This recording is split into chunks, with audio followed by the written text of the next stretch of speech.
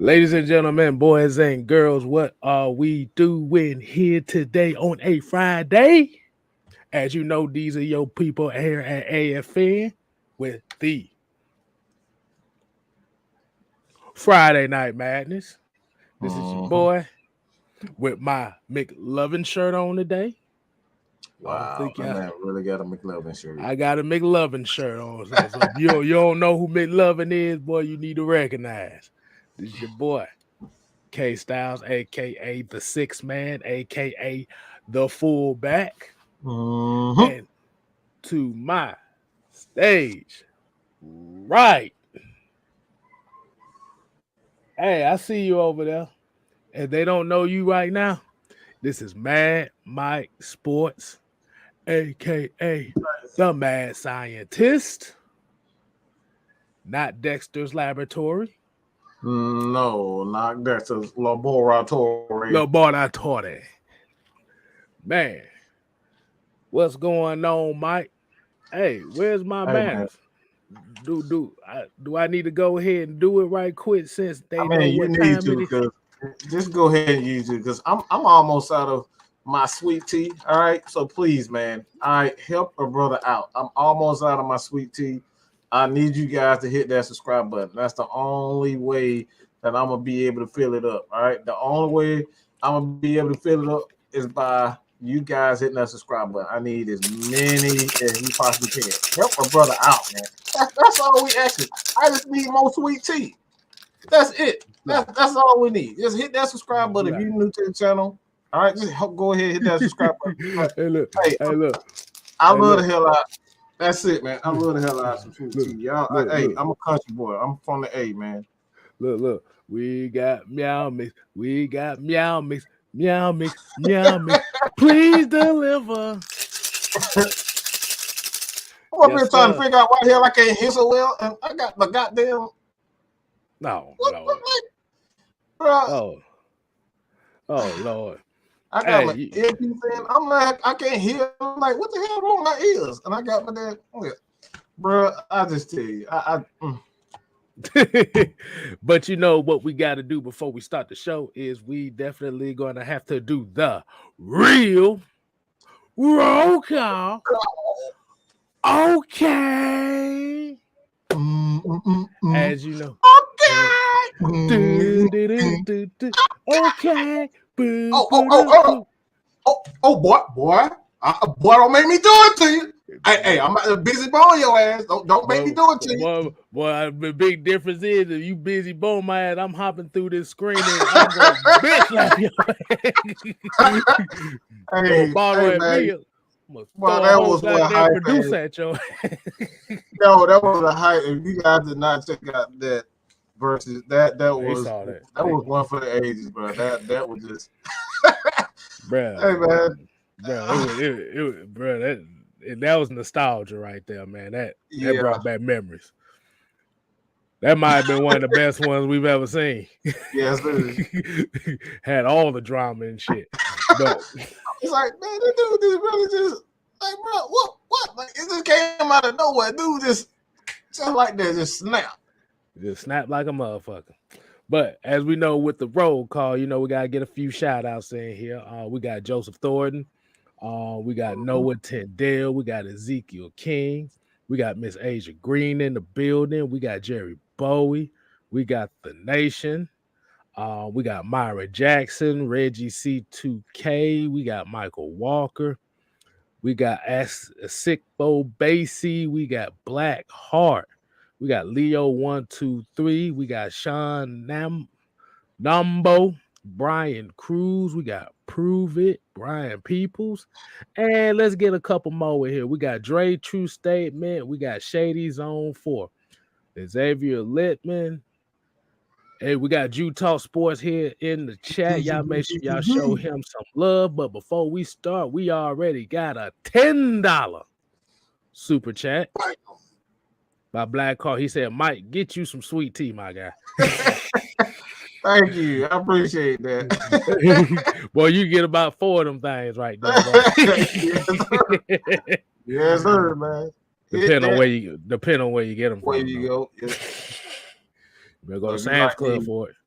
If you like me, I stockpile mine. So yeah, I have something for a good. I have something for a good minute. Exactly.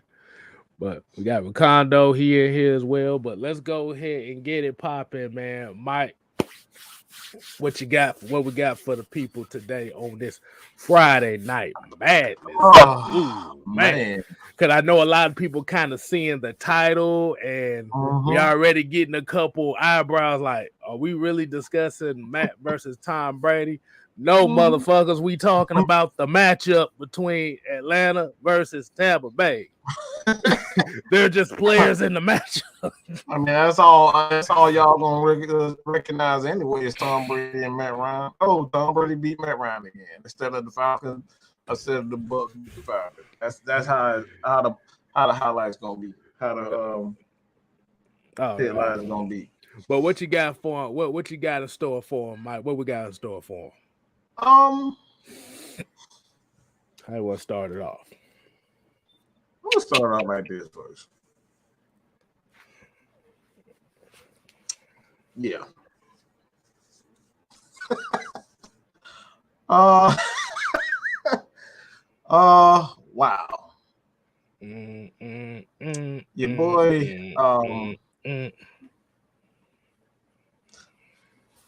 I'm. First of all, I want to let you guys know. Last year, I don't know if it was last year. It might have been last year, but Bruce Arians. Yeah, it was last year. Bruce Arians pretty much threatened him. Said if he get in any trouble, that he was pretty much out of here, and that threat has. He's pretty much put it out there that his future is in doubt. They don't know for sure if he's going to be a Buck ever again. Because if you guys have not heard, I'm positive everybody have heard, but this boy decided he wanted to get a fake COVID card instead of just like. I like why? Like You said why? Just why would you do such a thing? Why would you do such a thing? And do you really believe that this dude is either is he either a guy that he's just a wild guy. Like he's a guy that doesn't really do rules and he's just a rebel at heart, or he's just suffering from a CTE. Like, you know, this dude is a rebel, or he's just suffering from CTE. Ooh, are we talking about AB with the COVID thing, or we just talking about with AB the code? Just like his in general behavior, his behavior is just weird. Like, is this a case where this dude is like he really has some mental issues, or this is just AB just doing AB stuff? You know what I'm saying? I'm gonna tell you. Well, this is the thing. And like I said, this is my opinion. This is K Styles' opinion piece. The thing about it was Ryan Clark said on that live TV about AB and how he kind of had beef with AB a little bit was because he was saying like once this guy gets like some type of fame or money, he's gonna change. I don't know. It just seemed like ever since that game against the Bengals when Burfitt knocked his monkey ass out, it just ain't been right since. Yeah. But it's like he got all this notoriety, catching the touchdowns and being one of the top guys and getting paid and stuff. I think in his mindset, he kind of feels like he's untouchable. He kind of felt like he was untouchable. John Cena reference. Word life. This is basic thugonomics. But wow, but I like that one. Wrestling fans should get that one. Like word life. But yeah. Feel me. Yeah. Yeah. But it's just one of those things. Is once he kind of got into the spotlight, it was like a drug to him. So that's why when you say he's kind of like being a rebel or doing the AB things, because like I said, he just feels like since he's one of those top receivers and put up those top receiver numbers in this league, he just feels untouchable. Now, when it comes to the COVID card thing, I'm about to say this dude don't watch the news because they putting felonies on people doing this stuff on regular people. So why even put yourself in that situation? Why would you put yourself? That's the biggest thing. Like, I just don't get it. He said he got it from Tom Brady. I don't know, man, but it's just one of those things that he don't have the type of guys around him that can keep him in check, or he doesn't want to surround himself with those type of guys to keep him in check. So you think Ryan Clark really had a point where he was saying, you know, this guy get a hold of money, he's going to change. Like, you're going to see the real person come out when they get money. It seemed like once he got that notoriety, like I said, it kind of started right there. But like I said, it was getting there. But like I said, when Burfitt blew his ass up in that game, it's almost like you said, like the screws just there. Now AB sitting here twerking in the end zone. He sitting over here. He dropped kicking punters during a punt return and shit. I'm like, dude, calm your ass down. I don't know what that kid, like, bro, I don't know what that was. That man dropped kicking punters. And the thing about it is Antonio Brown's a damn good receiver. But it's just one of those cases where ego gets the best of you sometimes, and some folks just don't know how to handle it.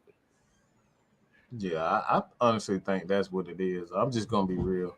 I don't think, like, you could easily say, oh, dude got CTE, but, like, he's been like this for quite some time. And, like, he hasn't had too many off the field issues, but, like, especially now, that he's been with the Bucs, so you can't tell me that it is CTE. I think this dude just think he's one of those people where he's untouchable, and nobody can see him, and nobody could see him, and nobody could do anything to him. Can't nobody really tell him anything. I think that's exactly what it is. The dude it's all about himself. At the end of the day, he's all about himself, and he's gonna do what he want to do. And Blackheart. Hey, bro, that's some people is like that. They gotta be in the spotlight somehow, some way. He's a narcissist.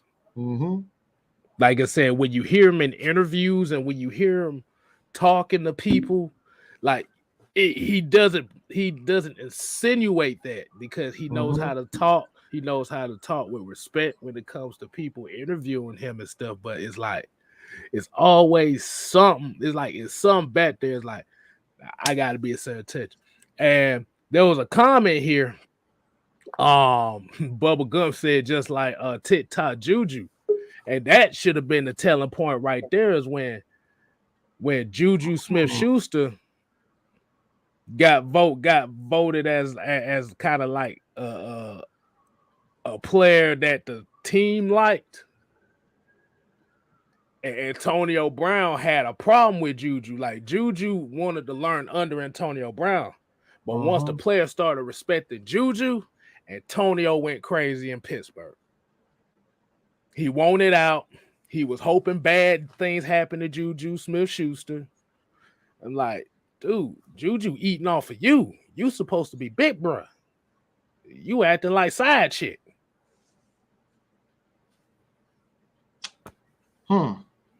That brings me a question. I got a question. And it's kind of I want everybody's opinion on this though. So you guys can put your answer in the comments. But do you think that this is a new issue with receivers, being that these guys are getting these crazy contracts? They getting to a point where it's $20 million a year as a receiver. Because back in the days, like we had receivers. They had ego. Randy Moss had their ego, but Randy Moss actually played. You didn't have to worry about Randy Moss. Every once in a while, he'll pull a stunt like he did in Oakland, where he just didn't play. He just stood there on the side.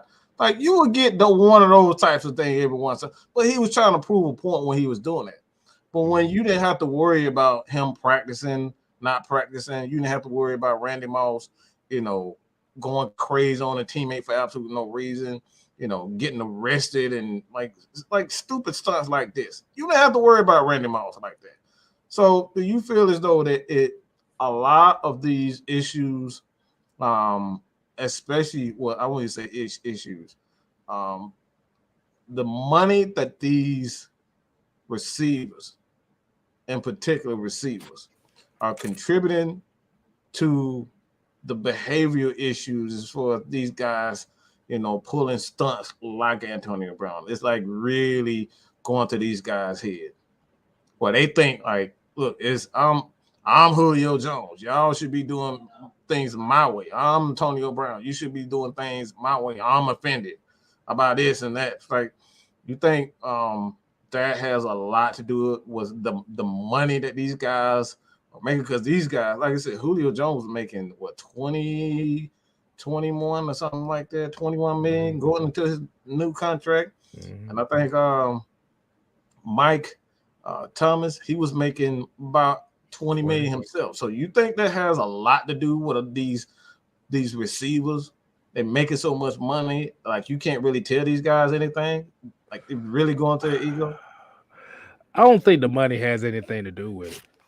Like you said, that's just the beat. That's just the nature of that position. You have to be some type of diva like that, because you have to remember, as a wide receiver, your numbers are based on everybody else's production.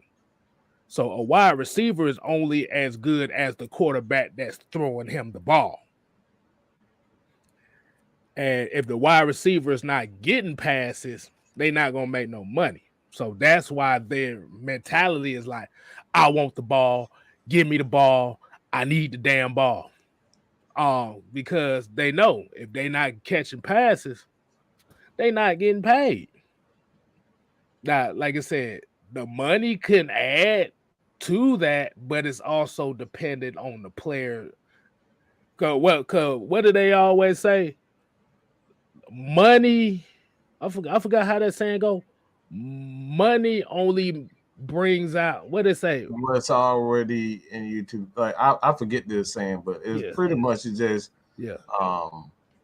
Madness said it here. He said it here, but it was. I'm trying to think of the exact quote. It's like, money like I said, money will reveal basically. No, money will make what your character is a lot worse. Mm-hmm. So if you're kind of a selfish guy and you ain't got money, you're not gonna show it like that. But if you a selfish guy and you get a whole lot of success and money, all it's gonna do is heighten it up. So Madness got it right. I was just trying to think of the technical version. Yeah.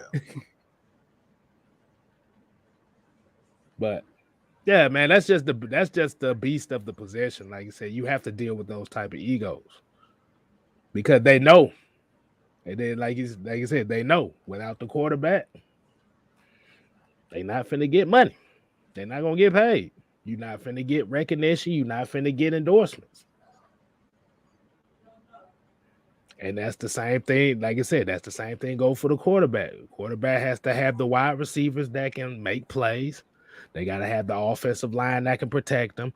You got to have the running game that can protect them as well in order for them to be comfortable. The running backs have to depend on the offensive line.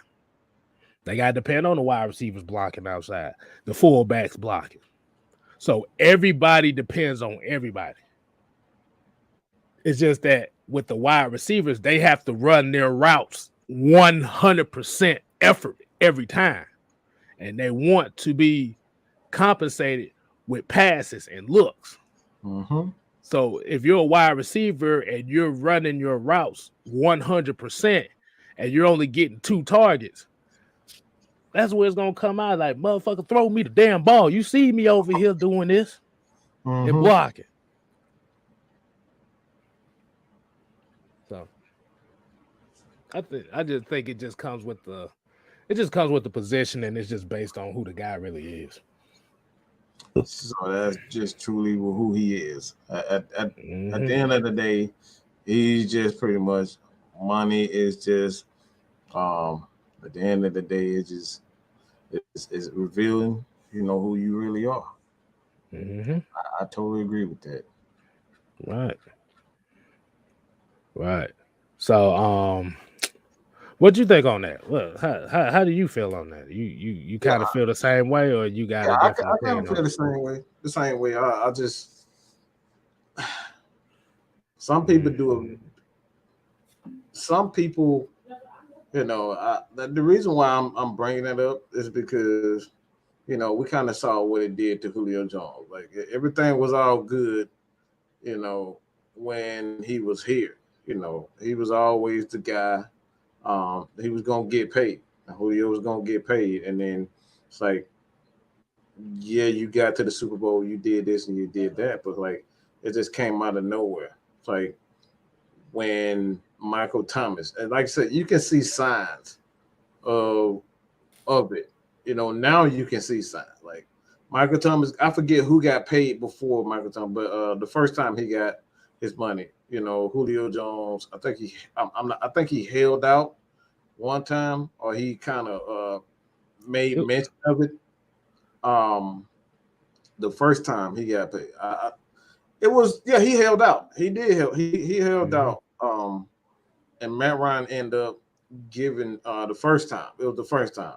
Matt Ryan ended up restructuring his contract so he can get his money. Julio got paid. It was fine. But then you saw guys like I believe it was Odell. Odell got it. I don't think it was Antonio. It might have been I think Amari Cooper got Amari paid Cooper. before. Yeah, that's who. Amari Cooper, and then Mike Thomas. They end up getting and then Julio was like, shortly after, Julio was like, yeah, it's time for me to get paid. He ended up not showing up to training camp, like he's never done that. So it's like you can see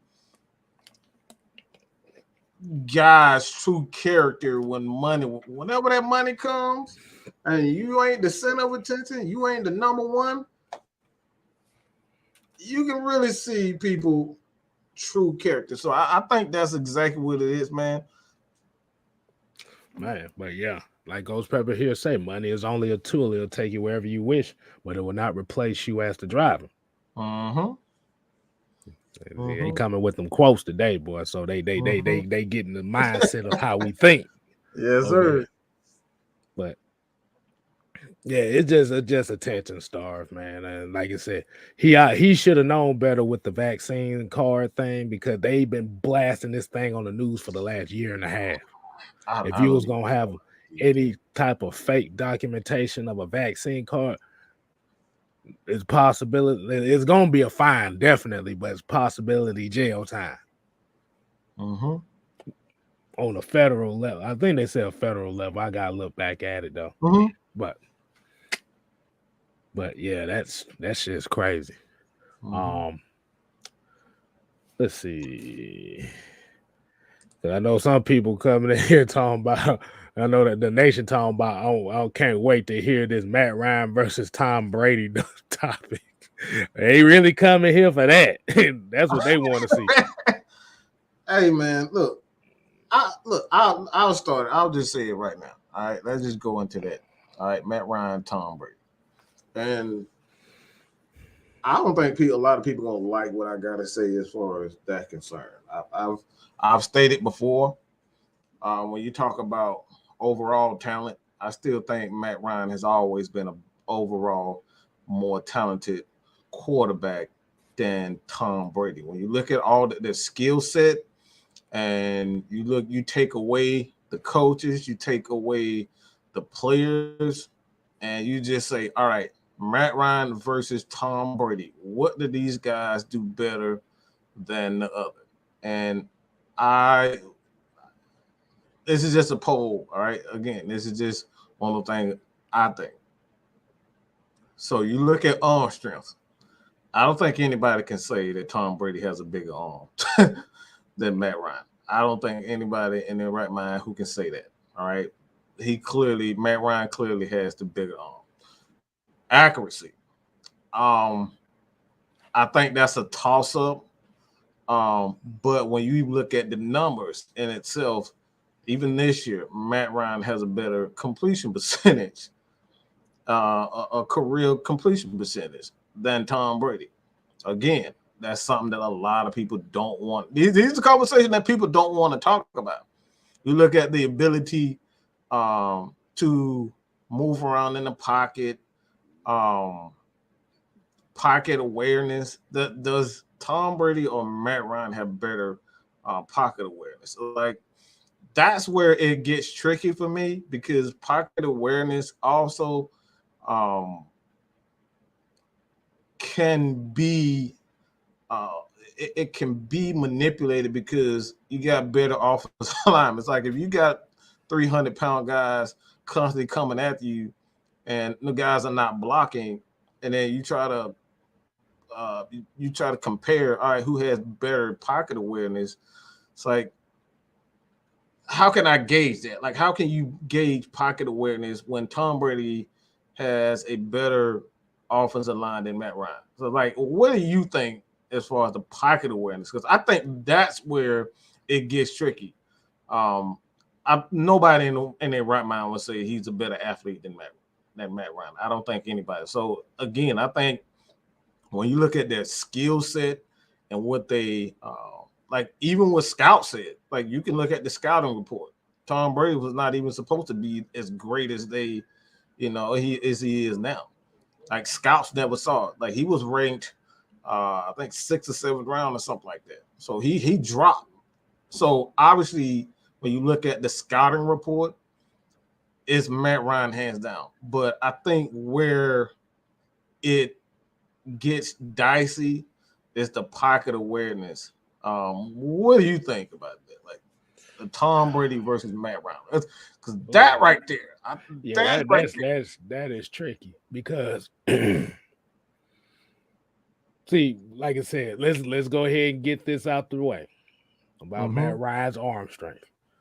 He's not a big arm quarterback. That's not what his game is.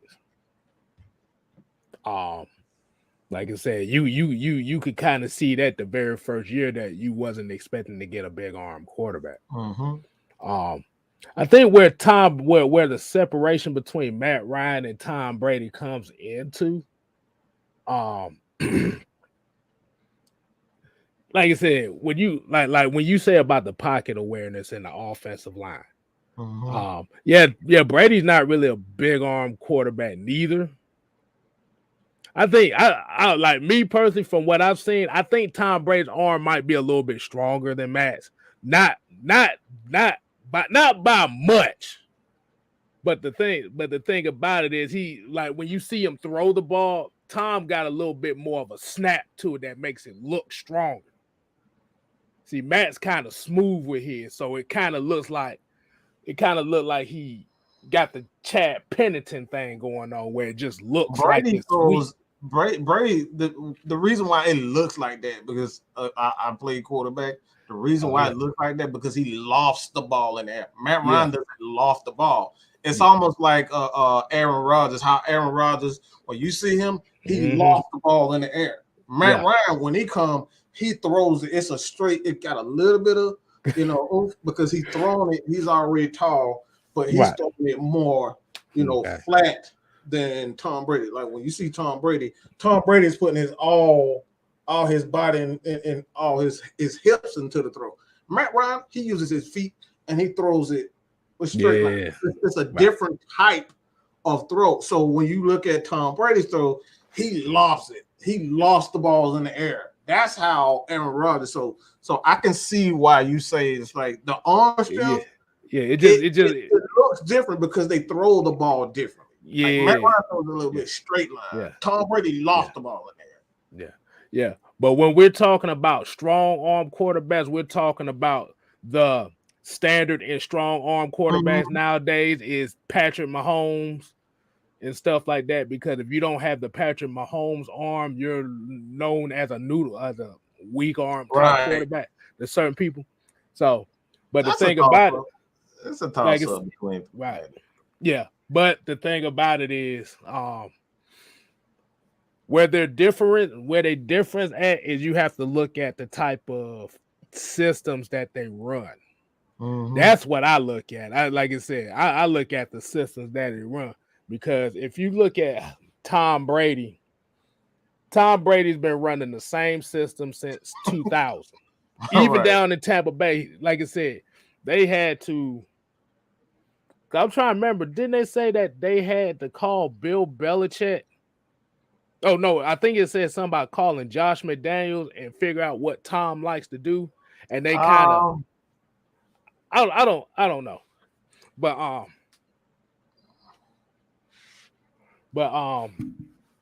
like I said, if you look at Tom Brady, he's literally have run the same system since 2001. So that's kind of why it kind of looks like Tom is so consistent, because this is what we talk about. The one thing that quarterbacks have to have too is they have to be able to be in a system for a elongated period of time in order for you to get the best out of them. Matt Ryan's different case is he has a new offense every 5 years, every 4 or 5 years. So he has to learn different nuances. Because you think about it, you went from Greg Knapp, Mike Mularkey, like I said, you had Dirk Cutter, Steve Sarkisian, Kyle Shanahan. As we know with Dirk Cutter, he is a long ball. We gonna throw the ball downfield offense. That's not what Matt Ryan does. That's not his game.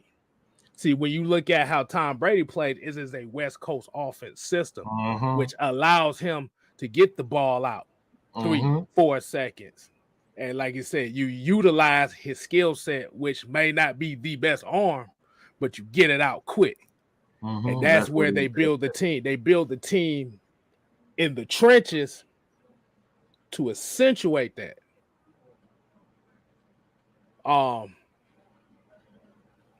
Let me see. Hold on. Somebody said, oh no, Tom Brady be throwing ducks too. I done seen him throw plenty of ducks. It's two different. And that's the issue too, because we talk about ducks. One of the greatest quarterbacks of all time was known to throw a lot of ducks too. And Mike ain't gonna like when I say it, but Peyton Manning used to throw a whole lot of ducks too. I know. But it's all about timing. It's all about he knew that he had the timing with the receivers. So when he threw those ducks, they didn't look like him because he knew where the receiver was gonna be. 3 yards before the cut.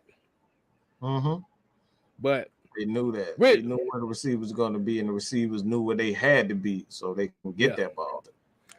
But really, the biggest difference between the two is really more so reputation. It's really what it comes down to. It ain't even the skill set. It is not. The skill set is not really the difference. It's the reputations behind them. When you look at Tom Brady, the main thing that you see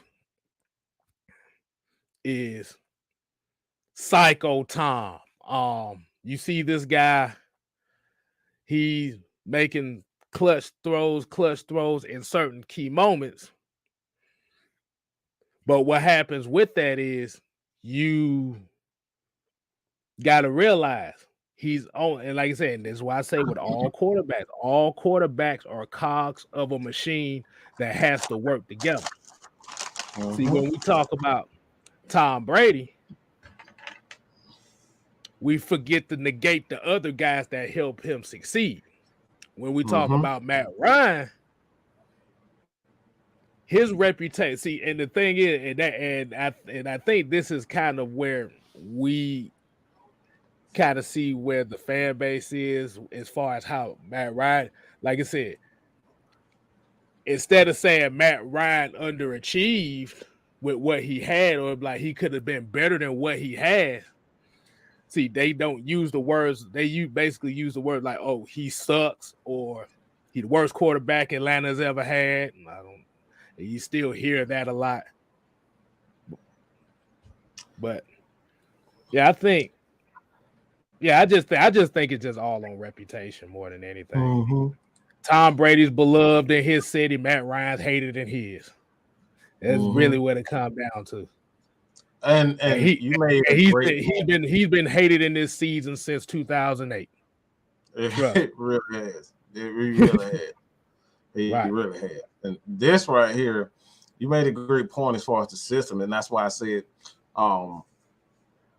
this is just from an arm strength level. You gotta have a big arm to play quarterback in Dirk Cutter's offense.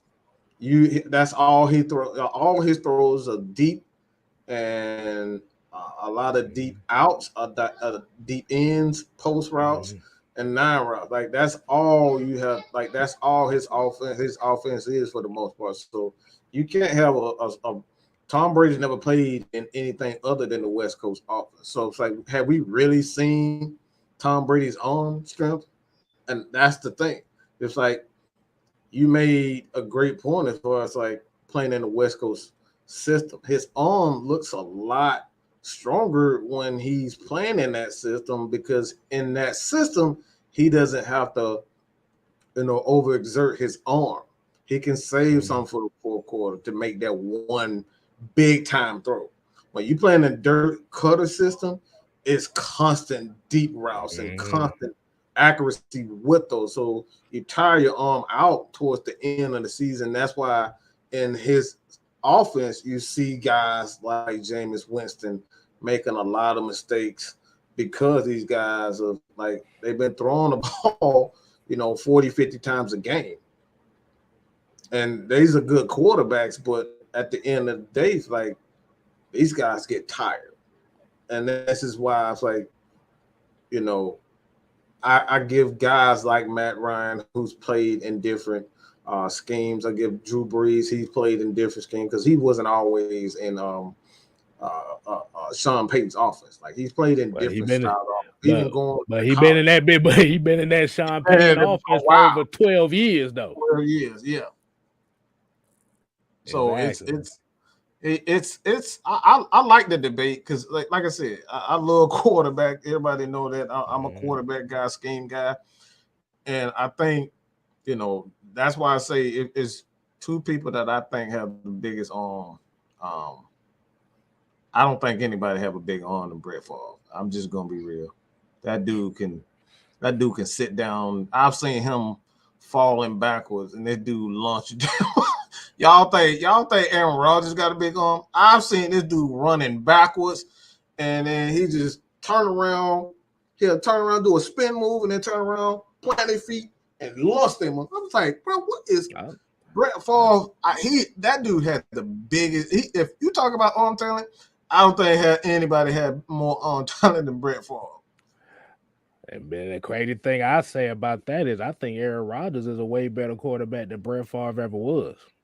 Oh, he a better quarterback. I'm just talking about. He ain't got the Brett Favre. The thing about Brett Favre is, he got that arm, but the other team had an opportunity to catch that motherfucker too. Now, look, I love that though. I'm probably the majority. I'm probably in the minority, but I like that. I like that in the quarterback. Gunslinger mentality. I love gunslinger, because like I want to look. Your ass you gonna be a receiver. You gonna get the ball. You gonna get the ball. And like a lot of quarterbacks are afraid to take those chances and get a receiver. That's what made Donald Drive and all those guys love him. Aaron Freeman, but what the motherfucking name? I know it's A. Freeman. What the hell his name is? His first name, Freeman. Oh, you talking about Yeah, Green Bay. Freeman. Oh, Antonio Freeman. Antonio Freeman. Okay, yeah. I thought we were still talking quarterback. Like, wait a minute. No, I said that's why. That's why I said that's why receivers like to play with Brett Favre, because they know they were going to have an opportunity to catch it, and especially in this day and age, they are trained to catch those back shoulder throws. Back then, they wasn't trained like that, so it gave them a shot. And most DBs, look, they knew they was going to have an opportunity to get a interception. So, like, for me, man, like I would rather for a guy to just go out and throw it than a guy that's gonna be gunshot. That's just me. I think it's a difference between being gunshot and being efficient. Like, yeah, there's some guys that was gunshot like hell. But I think what it is efficient. Like I said, it's rare that you like. That's the reason why I say Aaron Rodgers is better than Brett Favre, because it's the efficiency that he has compared to Brett Favre. Now, like I said, Brett Favre in the era that he played in back in the 90s, Brett Favre was a whole nother animal. That was kind of like I ain't gonna say it was an anomaly, but it was just he fit that era in the early 90s. It was like that was Brett Favre's era.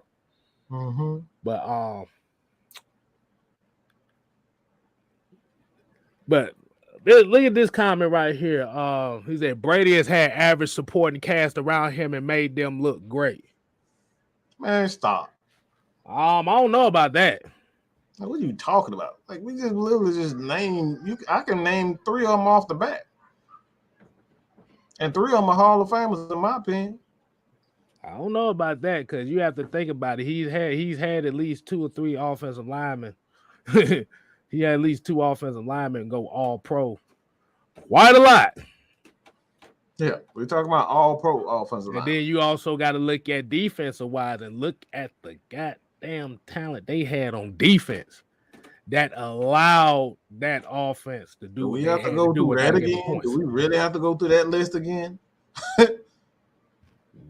Like, I can just name 2 Richard Seymour. Everybody who's a Georgia fan remember Richard Seymour.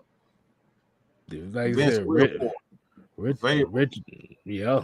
Otis Smith. Otis Smith is another one. Yes, I love Otis Smith. Shit, Teddy Bruschi, Junior Seau, Lawyer Malloy, Rodney Harrison. Like I said, that's just defense alone. And like I said, and a lot of people don't understand. In them early 2000 seasons with Tom Brady, motherfucking Kevin Falk was such a weapon for them. Absolutely, Kevin Falk was such a weapon for him, bro. Like he basically is what everybody see in Darren Sproles. That's what Kevin Falk was.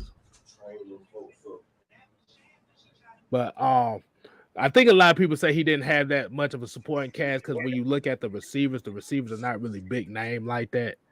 Like, when you look at his receivers that he's always had like a Troy Brown or a Deion Branch, David Givens. Like I said, he had Randy Moss. Let's see. And then that's before they started bringing in. Oh, we forgot another good damn player he had, Ben Oates. Yeah, I know him. Ben Oates, like I said, he had a whole lot of talent. But the problem, from Georgia, I forget Ben True? Watson. Benjamin Watson. Yeah, Benjamin Watson. Then you also have to look Gronkowski, Aaron Hernandez. Actually, Aaron Hernandez was actually better than Gronkowski. Like I said. Like I said, but the thing about it is all his good players fit into that system.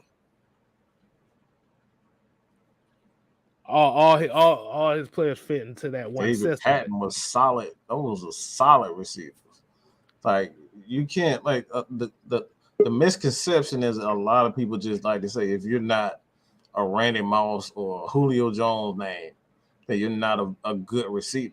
Like, every one of those receivers when they went to other teams, they still put up big time numbers. Like they put up some good numbers. Julian Edelman was a good receiver before he came to the Patriots.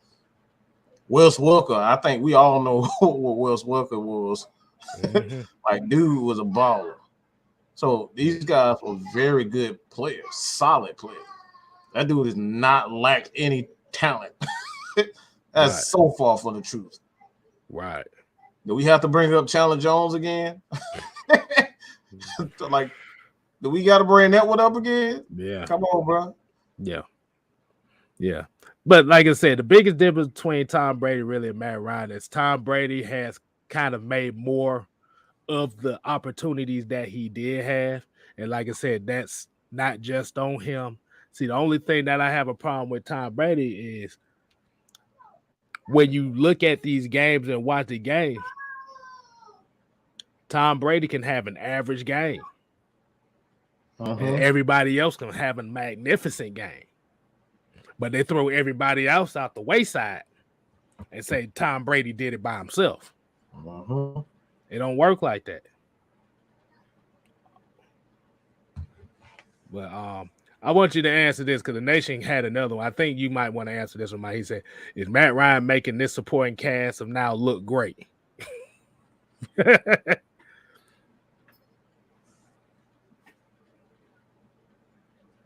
What are you like? Wait a minute. Hold on.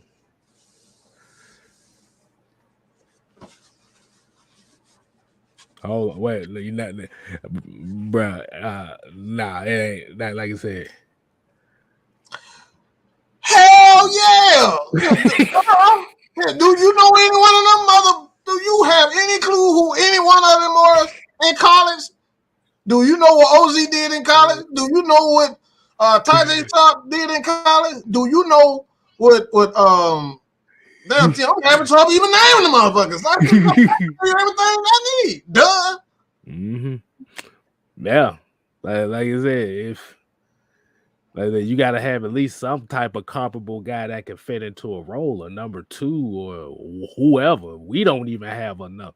We don't even have a number two. But we got Russell Gage, and Russell Gage was like the fourth or fifth receiver at best. At best, that he was playing special teams at LSU. That's how he really got noticed. Right, and hey man, shoot, I just say it like this. I'm about to say, can you name any other quarterback right now that's had this type of deficiency at the wide receiver position in the NFL right now? Hell no. Hell no. Anime came mother whooping no. What's up, y'all? What's up, y'all? Oh my goodness. I'm bringing the Falcons and UGA some luck this weekend, y'all. All right. We're gonna get to that. We're gonna get to that. Yeah. I need y'all to beat Alabama so I can laugh at people. I need y'all to beat them. For the love of God, I don't want to hear no Roll Tide. I don't want to hear no Roll Tide. So that midget better. We're gonna get into it. Better do something, boy. What's up, people? But yeah, man, you like I just saying, just think about, like you said, name any other quarterback in the league right now this year that have the type of weapons that the Falcons have right now. What weapons? Exactly. Like I said, I had trouble even naming who the hell they were. Like that. I was so serious. I was trying to remember. That's the problem. Right. Exactly. Oh, dang. You still trying to find that Hawk shirt? Well, I guess I just got the exclusive. I'm sorry, people. Whatever. Whatever. But man, it's but like you said, at the end of the day, it's just basically it's just reputation between Matt and Tom Brady, regardless. Like I said, Matt Ryan, like I said, and I'll be honest with you, Matt Ryan really is playing in the wrong city because he was gonna get booed and booed out the building before he even threw his first pass. So let's be honest with Honestly, you. I think he's playing in the right city because that's what drives him. Matt Ryan doesn't need cheers. And I think, Yeah. hey, look. I'm glad you said that because I think that's what's making a lot of people mad too. The fact that they You criticizing can't him, get to him. and he's like, man, You fuck can't get all to y'all. him. Yeah, you can see it on the field. Matt don't give a damn. Like if I honestly think if Matt played in any other team, I don't think he'd be as good as him. Man, That's Matt Ryan clock in, do what he need to do, and get on. He don't be caring about no He don't be social giving a media. damn about none of these people. I think his wife is more social media savvy than he is, because it's like, Oh yeah, shoot. she going after everybody. See, the thing is, the people in Atlanta, they want busy bone type of motherfuckers running quarterback. Oh out here. man, you don't took my joke. No. I was like, are the Falcons gonna do that? To busy did to Exactly. 3-6. See, they want a quarterback that's gonna throw Gatorade bottles at people. Exactly. We need to That's get what they ignorant. want. Ignorant. That's what we need to get. That's why they say he's not fiery because he ain't throwing stuff at people. Oh shoot! Put that mic on that man. That man throwing F-bombs. I'll tell you that. And that's why I said I don't think like Matt thrives. I really believe that if he did not play in Atlanta, I'm not saying he wouldn't be a good quarterback. I just don't think he'd be as great because you can look at like when people doubt him, he have a bad game. Matt Ryan just like you can see him the next game. Matt very seldom have back-to-back terrible games. He's that competitive. So like I don't think he'd be as good if he didn't play in Atlanta. I think the opposite. I debate that with you. I think that if you put Matt Ryan in any other offensive scheme with a different O-line, I think Matt Ryan would flourish somewhere else. I feel like we don't deserve Matt Ryan. That's just my honest opinion. We know that. That's for damn sure. We know that. Hey, I'm about to say sometimes you gotta say it like this. Sometimes you gotta be careful what you ask for. Yeah. Well, of course, I don't want Matt Ryan to go. I'm good like I said, we could be in a situation where we be looking for a quarterback for the next 7 to 10 years. And these folks already ain't got no damn patience for a losing season. You think they're gonna be willing to lose 7 more seasons to find a quarterback? They'll be satisfied with that long as Matt Ryan ain't on this, then they can, we rebuilding. I'll be happy with that. I think they'll be happy. Hey, I'm about to say JT said he'll donate his tickets, man. He said he tired of losing home games, man. Hey man, how about you hit Miss Maggie T. Maggie T. Her email, send it to her, and we can make use of it. Yeah, we can make it. Donate it to AFN. We'll make use of it. We'll make use of it. We got plenty of fans we're gonna make plenty of use of them. We're gonna give them. We're gonna give them to people that want to be there. Yeah, give them to the people. If that's seriously, send them to AFN. All right, you can email these things these days, so you can email it to me, Miss Maggie, and we make use of it. We can send some people to the game that really want to be. If you tired of it, send them to AFN. We got the email. We got all that for you. Hey, we always tell people, boy, you are not hog-tied or being held hostage to go to these games. Like I said, the thing about it is, if you don't want to be at them games, hey, that's your that's your right as a fan. Like I said, you just don't be selling your tickets to opposing fans. You sell them to folks that are fans that want to be there. Don't give it to the people that don't supposed to be on that side. Mm-hmm. Look. Rodney Brown said, "I don't want no Joey Heritage or Kirk Kitten." Kirk Kitten, oh boy, I forgot about that name. Boy, Doug Johnson was terrible. Woo, boy. Hey, boy, Doug Johnson was terrible, boy. Doug Johnson was my goodness. Look. I remember when Michael Vick went down for that season, boy. Them fans said they not going to no game because Michael Vick ain't there. I remember. It's like they were not having it. They were not showing up. Mike Vick. What the hell we going there for? Exactly. But But yeah, like I said, hit that subscribe button. Hit the subscribe button. Definitely, man. Y'all better hit them likes. Hit the subscribe button. You better hit them likes. Hit them likes. Hit them likes. We got strippers coming on screen really soon. Man, that will be epic. You know what? I'm gonna make that happen one day. We're gonna have some Falcons scrippers. Maybe they'll get y'all to subscribe. Maybe y'all subscribe then. We get strippers in here, boy. Now you gotta say scripples. We from we love them scripples. It's from Atlanta. We don't need no Miami strippers. We need scripples. That's what we need. Exactly. You'll have about 3,000. You have 3,000 subscribers to get some scripples on here. I'm gonna go ahead and call Bonquisha up. I'll make that work, y'all. Oh Lord. What else y'all need? Some lemon pepper Lou wings too. We're gonna go ahead and do that Magic City style. Trauma Lodge. Yeah. It was a blackout, not on TV. Yeah, I mean, shit. That's kind of what we had to deal with. That was some OnlyFans. Wait a minute. That's a new hustle. What's going on, Mister? Oh my God, drop that OnlyFans. Oh Lord. We ain't gonna do this today, y'all. That's why I be behind my scenes. Is that when you come on in, boy? They want that.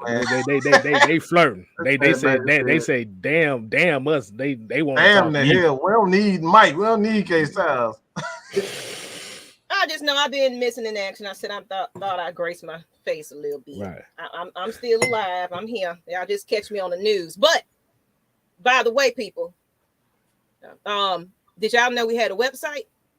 Just to go ahead and interrupt things while we moving on to the next subject. If y'all didn't even know, Atlanta Falcons Nation is beyond YouTube. In case you haven't discovered, we are also on AtlantaFalconsNation.com. It's AtlantaFalconsNation.com. Nothing else. Plain and simple. It's not AFN.com, but AtlantaFalconsNation.com. While y'all right here, go ahead and check on it, click on it, check some things out, leave some comments, just like y'all do on YouTube. We really trying to get some more traffic, get a lot of, activity going, because we really trying to make some big things happen in the city of the A next season. Of course, if we making it in the playoffs and doing all right, crossing fingers, we might doing some meet and greets. I'm thinking I'm ready to go ahead and just at least get everybody been requesting one.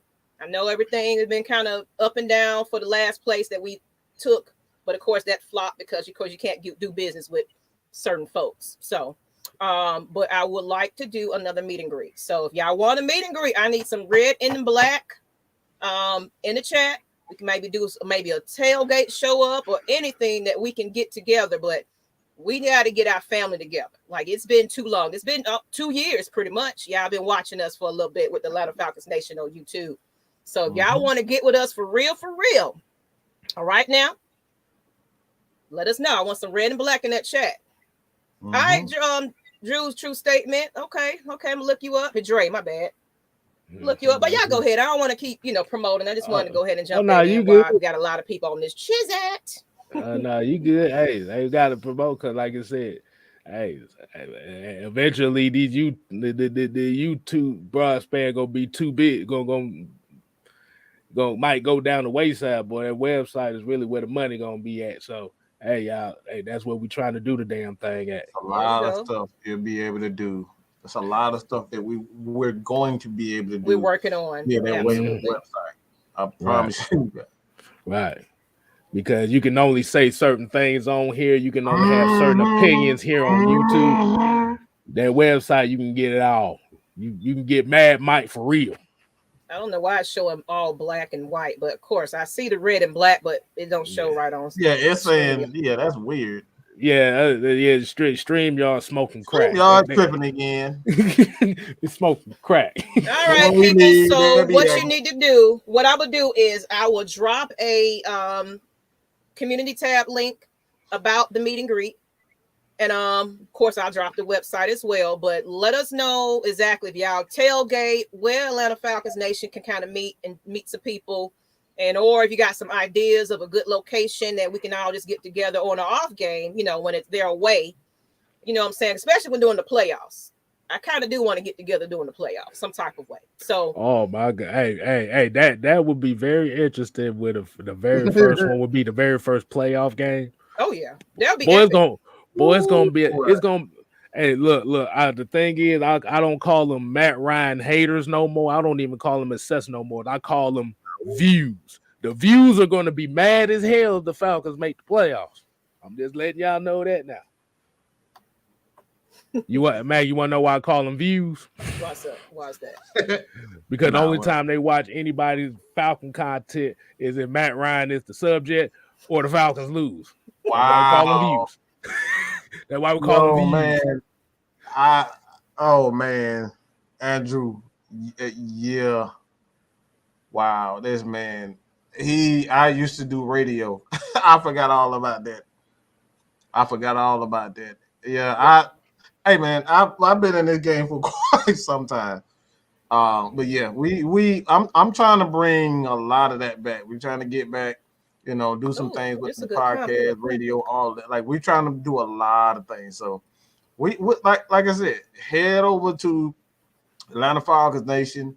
We're going to, what I might do also is create a newsletter for Atlanta Falcons fans where, you can get all the updates, the happenings of what's going on, not only through, the Falcons, but, maybe Georgia. You might get some Georgia stuff in there. You might get some Brave stuff in there. Like you might get a lot of updates from different content creators, like Cassidy. Cassidy, man, she does a wonderful job. If y'all have not seen Cassidy, she's brilliant. She's such a great, she does Braves content. Like I said, she's brilliant. It's so many different guys that I want to be able to give them, that's what Maggie and we want to be able to help people and give you guys, the first-hand knowledge of what good content really is. Mm-hmm.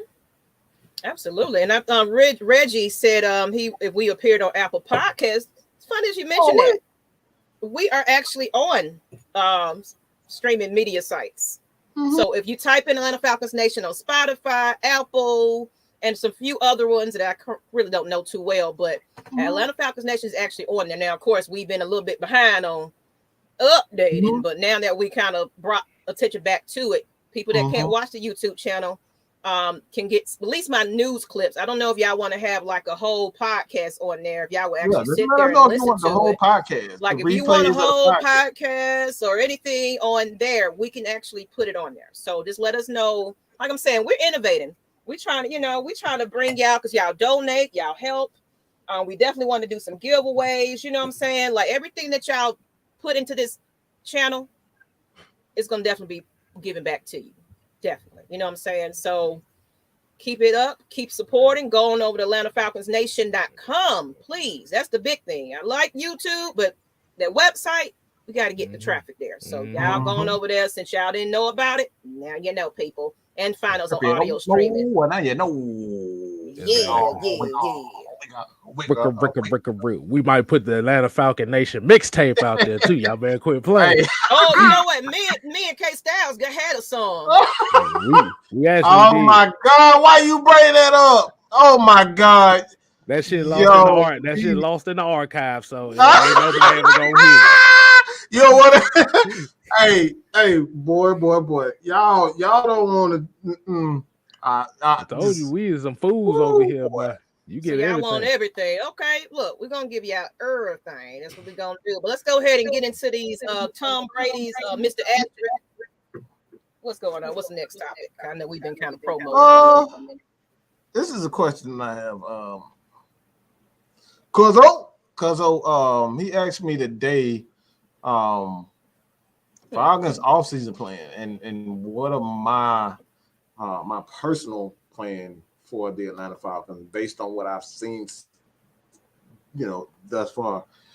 And personally, I typically don't like to look too far ahead, but hey, y'all want it, I'm gonna give it to you.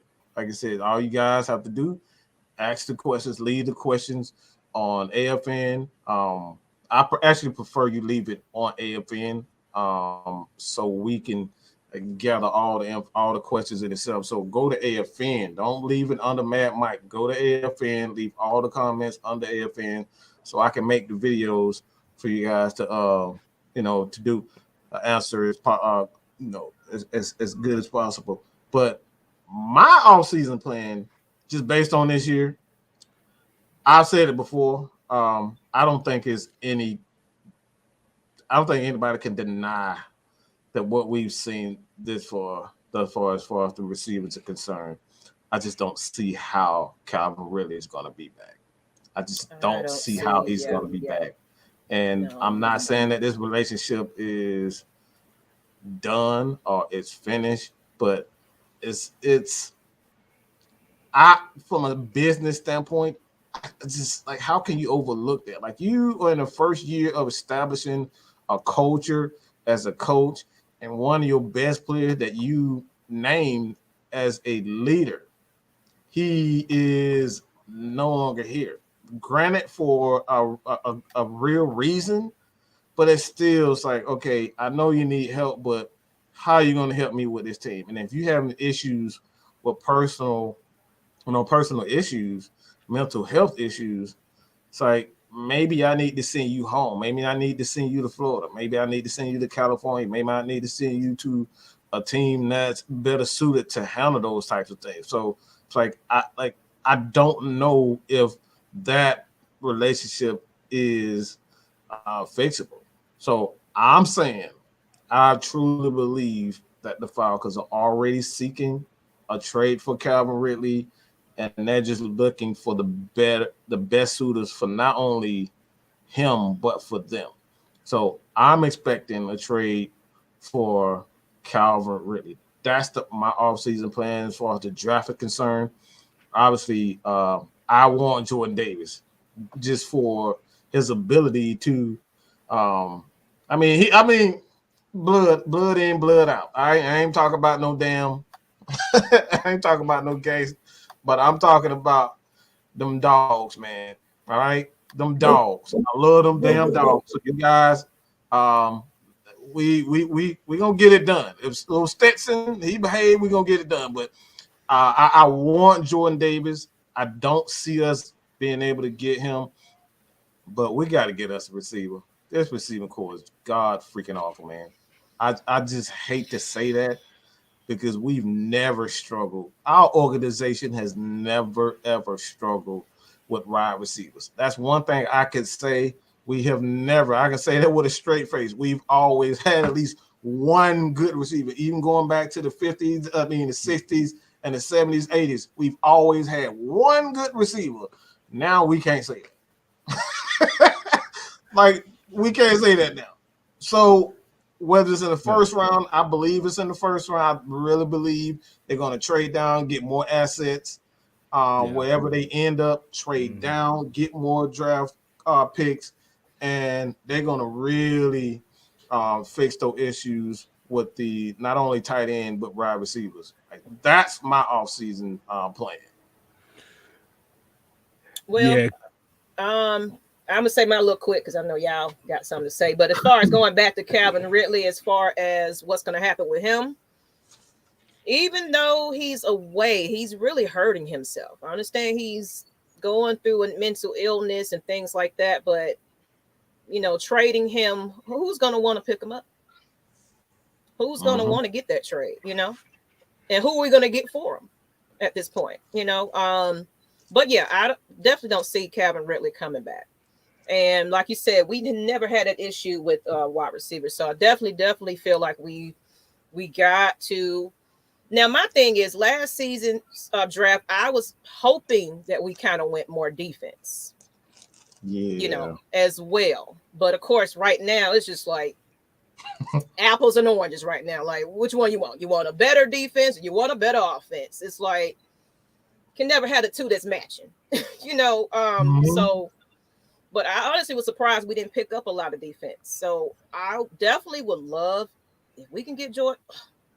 We can get that UGI, get that big old big man. Look, you gotta tell that me big old hunk else. of a man. That's what you're trying to say. That big old hunk of a man. Love me some big old men's.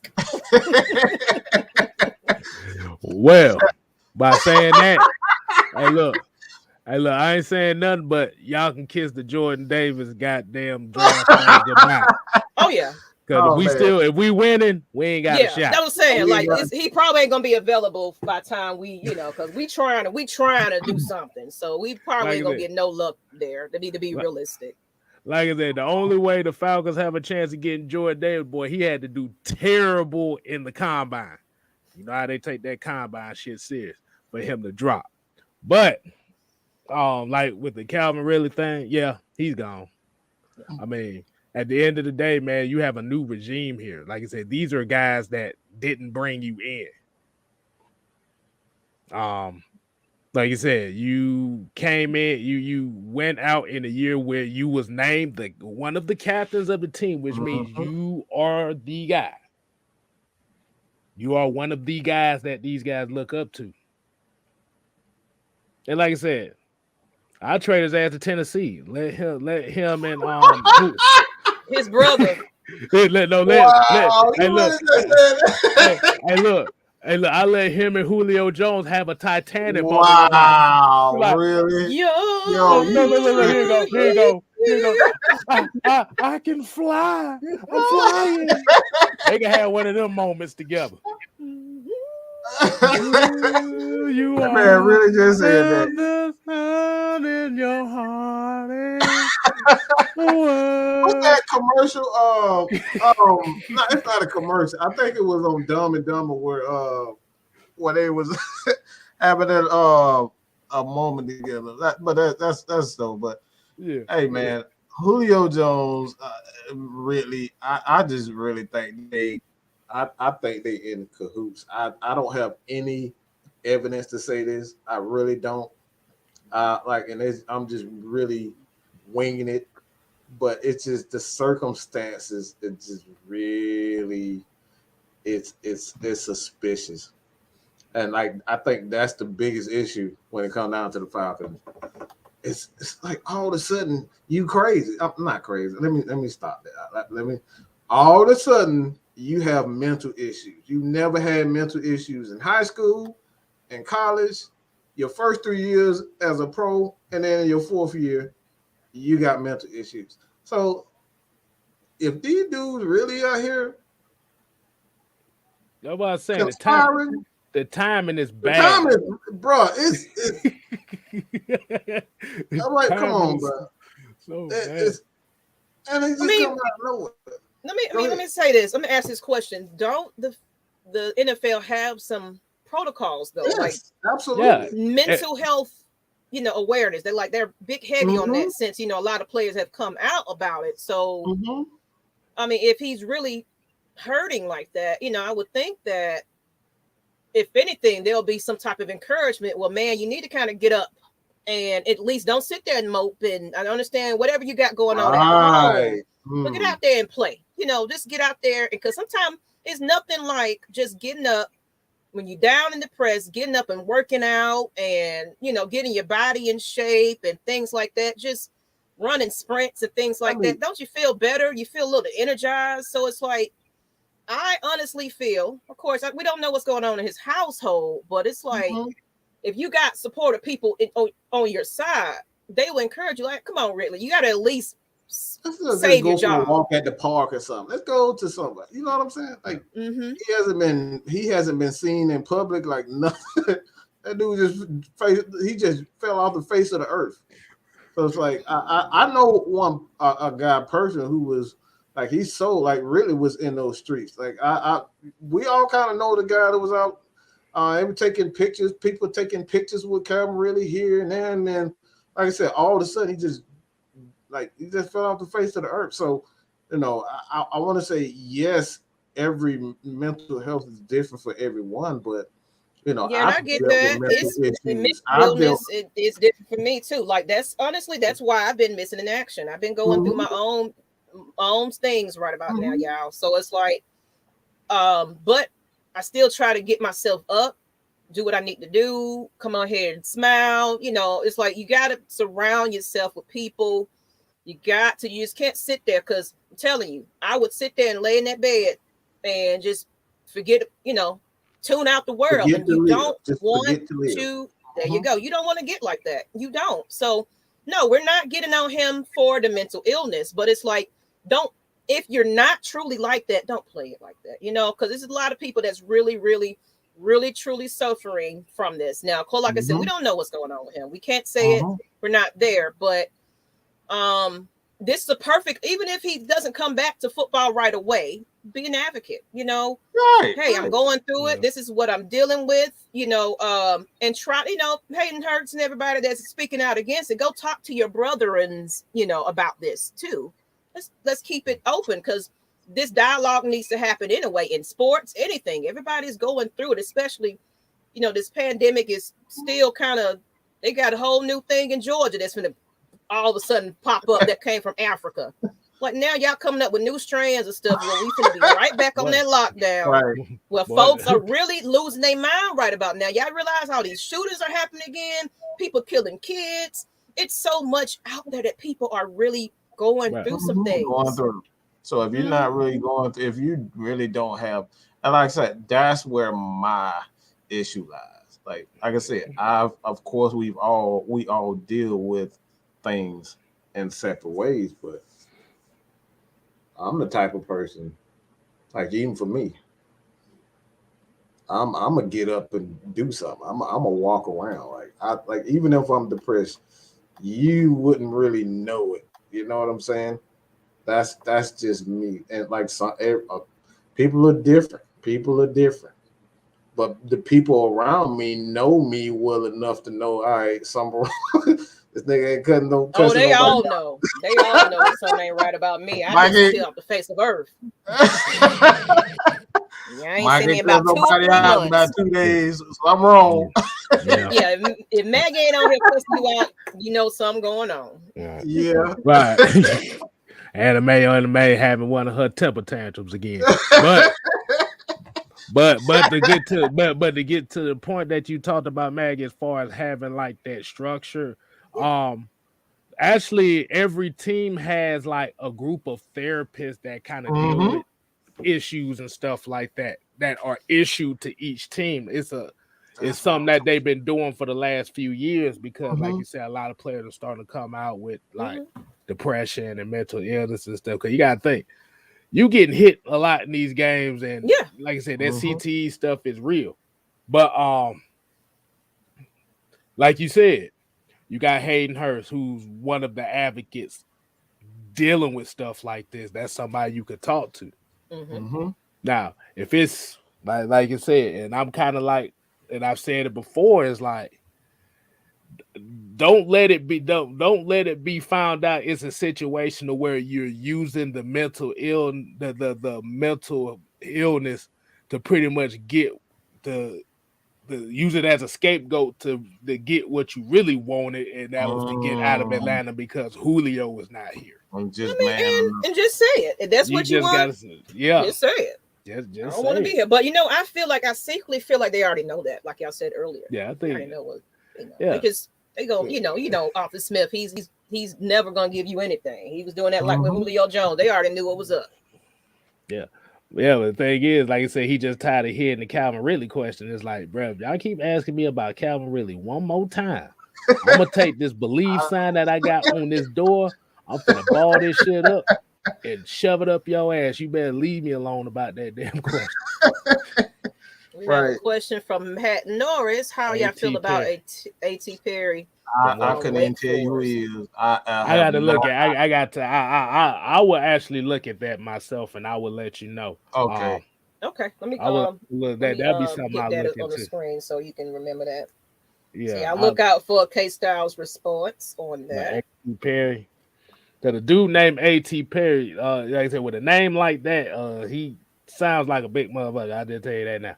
He sound like a basketball player. And he sound like one of them AT. Was it a beep boop boop boop? ATL ho, ATL ho, ATL. Yeah, exactly. Yeah. I'm gonna do it just like Proven said. Turn that some bitch sideways. I'm gonna do all that. Fred Butts here said, "Ain't nothing wrong with Calvin Ridley. He just mad because he got called out." Man, wow. But like I said, the thing was, and that's why we say it was such a bad timing, was because remember when the season, when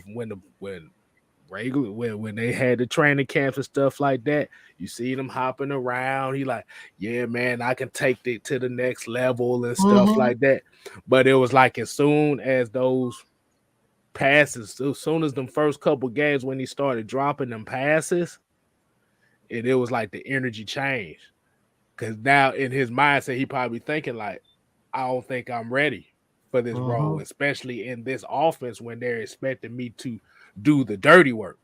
Because Calvin Ridley is not a dirty work receiver. Right. He feeds off the other guy. Hey, look. That would actually be funny to me. Just send his ass to Tennessee, but then AJ Brown probably gonna start feeling jealous and shit. I mean, AJ Brown literally went down on both of his knees and proposed to Julio Jones in the offseason. Down on bending knees. He's like, sunny days, everybody loves them. Tell me, baby, can and what they got him? They both hurt right now. That's fucked up, but they both hurt right now. They still winning games, but they both hurt right. It ain't because of them. I'll tell you that much now. Really ain't even because of Ryan Tannehill, because he ain't playing that. He's not really playing good. But what you think about Eric McDowell's comment? You think we need a veteran, or you think we need to go ahead and go drafting young? You can do both. And groom them. You can do both. Yeah, the veteran receivers, we got an absolute doo-doo, so you just need to get some. Right, look. As Falcon fans, I can tell you right now, I rather take Sean Jefferson and Tony Martin, not Tony Martin. What was it? Tony Graham and Brian Fennerin over this wide receiver core right now. They weren't that great. Give me Brian Fennerin again. I ain't heard that name. Shoot, I would take him in a hot second right now. Shoot. I'll take Trevor Gaylor over him right now. What Roddy White doing? What he doing? Let's go ahead and see his knees good. Exactly. Hey, Roddy, hey, you good for another 5 games? We need some help, please. I'm about to say, shoot, boy. Shoot, he go harder for the Falcons than anybody else. Shoot. Oh, yeah. Roddy White still love the Falcons. Shoot. Oh, come on over here. He'll cut your ass out over the Falcons. And coach some wide receivers. Do something. Exactly. Do some work. Shit, hell, get this guy to coach these wide receivers. You see this guy in my background? Get him to coach some look, wide receivers. All of them. Did y'all watch the 91 thing on the Falcons? Man, like I'm saying, bring some of these old school heads back to the Falcons. They know the Falcons in and out. No, we don't want to pay the price. Okay, stop. Hey, look, Isaac Crown said he had toddler hands, but when it came to them tough catches, he damn sure made them tough catches though. That's what we did. You say toddler hands? Oh, Lord. He couldn't catch what the damn. He couldn't. The thing about Brian Fennerin, he dropped all the easy passes and caught all the tough passes. Right now, all wide receivers dropping everything. They ain't catching shit. They ain't even getting open. Andre Rison, shoot. Bad Moon. Exactly. Yeah, Andre Wright, shoot. Right, shit. I about to say, man, Woodrow Dantzler, bring his ass back. Something. Anything. Y'all finna make me go on back into the archive. I'm like, who else? Woodrow Dantzler. Shit. Who was that wide receiver? Dez White. Anybody, anything. Marty Booker. Whoever. I need somebody right now. I'm gonna say y'all remember Dez White. Oh yeah. Kerry Meyer. Kerry Meyer didn't even play. I don't know where he was. I knew what these other guys were. In the whole time he was here. Boy, I tell you, boy, like I said, it's like watching Despicable Me out there. I'm telling you, bro. You're like, what? Yeah, Sean Sean Jefferson. Sean Yeah. Jefferson. Joe Horn, of course. Joe Horn. Who's some other one? Ashley here, goddamn it, Ashley Laley. Damn it, somebody. Joe Horn, Sean Jefferson, Man said Greenback Goldberg. Michael Hayes. Shit, hell. Greenback Goldberg. Oh my gosh, really? Yeah, shit. Hey, yeah, let him play. Was a Falcon, people. Yeah, he was a defensive tackle. Well, I'll take him over Tyler Davidson right now, but still. Oh yeah, Jamin Jermaine. Shit, anybody. Well, look at Marcus Wembley. Like, goddamn. Oh man, that's a name. That's a name. That Michael Jenkins. But hold on, let me look at. Hold on, y'all gonna make me go and start looking some stuff. No one said I'm gonna look up like bring in Crumpler. Algae, shit, anybody, because like I said, the problem is when you look at these Falcons, wide receiving core right now, like it's tough on Kyle Pitts right now because they literally are triple team bracketing him right now. He got nowhere to go. He got no. Let me ask y'all this question. I know there's a crazy question gonna make y'all think. Okay. Of all the players that we still freaking paying, would y'all bring them back? Who would you bring back? Since we already still putting them on our dime, would you bring anybody back? Because right now the Falcons need everything we can get on a kitchen sink. So let me see who we paying. Hold on, who we paying right now? Let me see. Somebody said Reggie Kelly, Donald Trump, Eric Wings. Oh Lord, I don't want Mr. Fair Catch. I can't take that. This is all I saw. That motherfucker, I see that motherfucker fair catch a goddamn screen pass. I don't think we still owe Hooper. We don't owe Hooper no more. I gotta look at that list. I was trying to find True. Somebody said I knew I was gonna see that name. I knew somebody was gonna say that. True Fun. About Devontae Freeman. Someone said Freeman. I see. And it don't even got to be former players we paying. I would just say putting it out there in the air, but former Falcon that's current. Would y'all bring some people back? Cordell Patterson. I'll get out of here. Devontae Freeman. See, here's the thing. Here's the thing. I know he's doing good right now in Baltimore. I don't know. Like I said, it's as much as we get on Mike Davis about him running the ball, he does one thing well that Devontae Freeman doesn't, and that's pass block. I don't want no Devondre Campbell. All right, that's a pure system guy. I don't want no parts of that dude.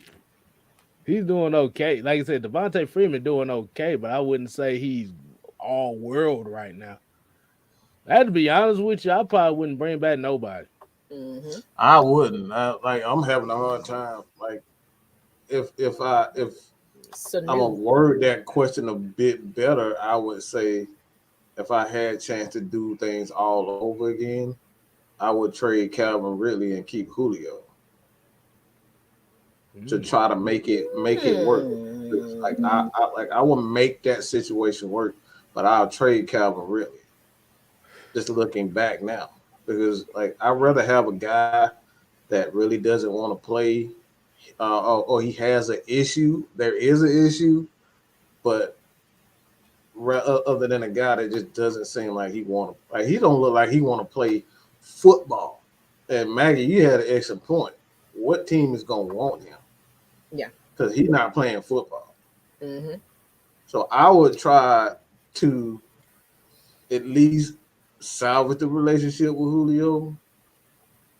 I see Beasley. I knew I was going to see that name eventually. Beasley. Mm-hmm. I think he could. I think he could. Like I said, he play outside linebacker. I think he could work here. Mm-hmm. I think that'll be a good one. I can see that. I can see Vic Beasley. He'll actually play his natural position. I think he'd actually even be a 10-sack guy under Pease, to be honest. I think this system is perfect for him. Right. Let's see. But I just don't. I can't deal. I can't deal with dudes with no heart, man. Like it just seems like he don't have no heart. And I'm not talking studying no Dan Quinn. Nobody care about no damn Dan Quinn and no Keanu Neal. I don't see Keanu Neal playing good. No hell, he not. Okay, he not playing good. Dan Quinn against a struggling team. All right. Yeah, he don't have a real quarterback. Yeah. Who and then I know you heard that I think they might have lost Taysom Hill for like the next 3 or 4 games possible. He been hurt. He been hurt. That's the reason why he's stuck right now. But then they would just say that it was like a finger, though. It might not be as or maybe it was somebody else. It was somebody that just maybe it's a finger fracture, but it's not as significant. But he's still gonna miss about a few games. And remember, he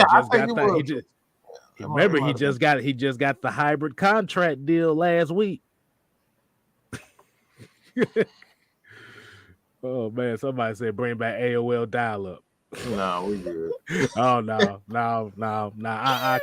I keep Eric Harris right before I bring that back. No. No, because I don't need nobody interrupting the internet calling my phone.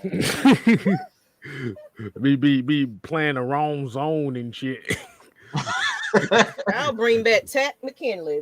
Oh hell no. Oh hell no. Like I said, if you just looking for pressures, yeah. But if we ain't getting no sacks, but what's the use of the pressures? Yeah, man, Yahoo chat. man, I remember I used to have that America Online chat disc. I gotta see if I can find that shit. That chat disc. I seen that thing. Like, bro. Yeah. Oh my god, man. Nobody remember them days where you had to download the chat room in order to use with a CD. Yeah. Oh my god. Y'all. Oh man. That's some struggling, boy. John Abraham. Was that where in the world is Hayden Hurst? Hurt. That's all I could say. Okay, we got right here. Who y'all want in the draft? Shit, I don't really know who's in there outside of like a few names. A lot of guys haven't declared yet, so that's the main reason why I don't do. I'll do a couple of them. You know, everyone maybe 1 or 2 for the most part because we don't know who's coming out. Like a lot of these guys might end up staying, just like they did last year. Because I know a lot of people was talking about Kayvon Thibodeau and stuff like that, but he's kind of giving me that what's his name? Kavion Chazon. Remember how everybody was on his nuts when he came out? And where's Chazon now? So he's giving me that vibe. Barely making any plays. Shit, I done forgot he was. I just got lucky. Here you go. This is the answer, Miss Maggie's question right here.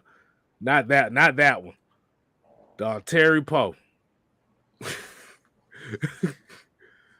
Him and Grady was such a good team, bro. I'm mad that they broke that up over $8 million. Thomas Demetriou wanted to sign Muhammad Sanu. He gave Muhammad Sanu his money instead of Terry Poe.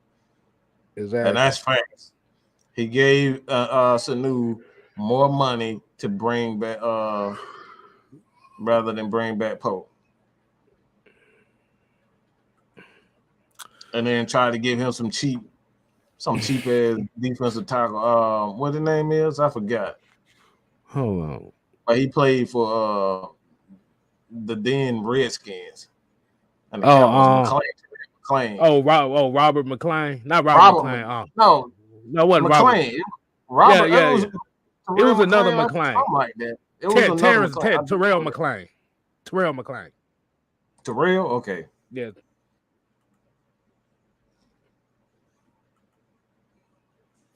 I'm about to say, you want to kind of open it up for people to come on here for a little bit, or you want to just whatever? mean, it's rivalry week. I was hoping that we had a couple of Bucks fans, Man, but I think ain't showing. They fake. So they ain't got no real diehard. Man, ain't no damn Buck fans. They some Tom Brady. The Tom Brady's, the Brady fans. So we're gonna just open it up to the Falcons and just let it be the Falcons takeover because I tried, but they scare it. So see, I want the view people. I want the views to come on though. Them the ones I want. I want the views to come on. But man, you can't be using terms like that. They don't know what you're talking about. People who don't like Matt Ryan, please raise your hand. Raise your hand. Put a hand in the chat. Them the ones I want. Come on. Brian Cox and Terry Robisky. Shit, hey, they were some damn good coaches though. They kind of got scapegoated too. Let's put it in the chat. But I know I did try Mr. Motivator, but you know how it is. But like I said, at the end of the day, if y'all got some opinions y'all wanna just come on and just hit that chat. Mm-hmm. Shit. Bring it in. Come on, join us. Come on. See what y'all got to say about this game. Do you think we got a chance? Do you think that we're gonna make it in the playoffs? What's going on? What's going on with that? I would like to hear y'all opinions. I know y'all. Do you want to see the Falcons make it to the playoffs? Would be a good question too. Mm-hmm. Aiden Hutchinson. The Brady Bunch. I like that. That is too funny, Ayers. I want the Brady Bunch. The Brady Bunch. The Brady Bunch. We can do what we do. I don't know the damn. Let's forget it, K Styles. You just ruined that whole moment. I don't watch the Brady Bunch. I wasn't a fan of that. I was. Damn lie. That's the only thing that was on TV then. You watched that shit. Well, I was watching Kung Fu movies all day. That's what I did. Did, all right? Yeah, he was watching Teenage Mutant Ninja Turtles and stuff like that. That's what I was watching that. I was watching that. Teenage Mutant Teenage Mutant Ninja Turtles. Turtles in a house. Come on now, we're gonna give y'all some singing. Come on this chat. Don't be scared. Lord, anybody, just come on and speak to the people. Mm-hmm. While we waiting, I'm gonna go ahead and put that website in the chat since y'all don't know that we are on officially a web page because we are a little legit, y'all. We trying to be, so we trying to get our little come up on. So go on, join. Find the page, subscribe to our newsletter, whatever you need to do, but get on there.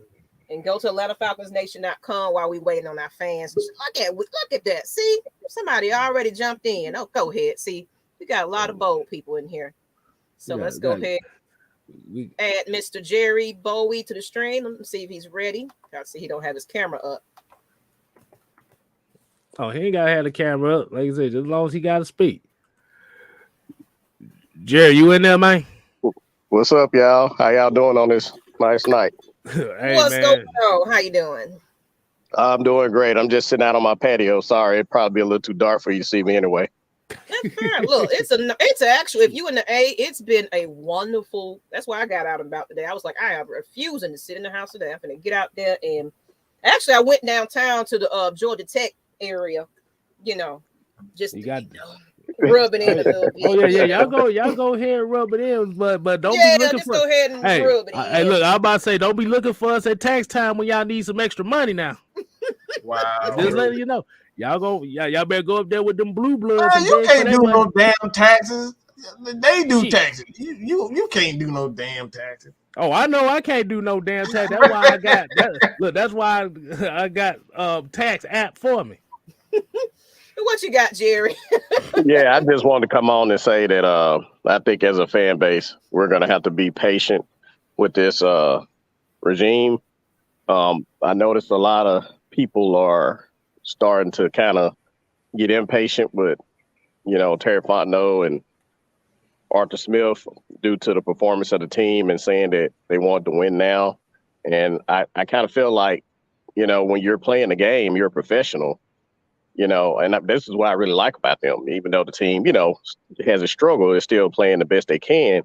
I feel like, when you're competing, man, you don't just come in and just tank the season. I mean, most people are saying they don't want to see us in the playoffs, and I'm like, I mean, why not? Like, you never know. There have been a few teams, the Giants, to become a wild card and get all the way to the Super Bowl. I mean, you're looking at it now and you're saying, well, based on previous games, I get it, but what if it turns on all of a sudden and then they start winning games?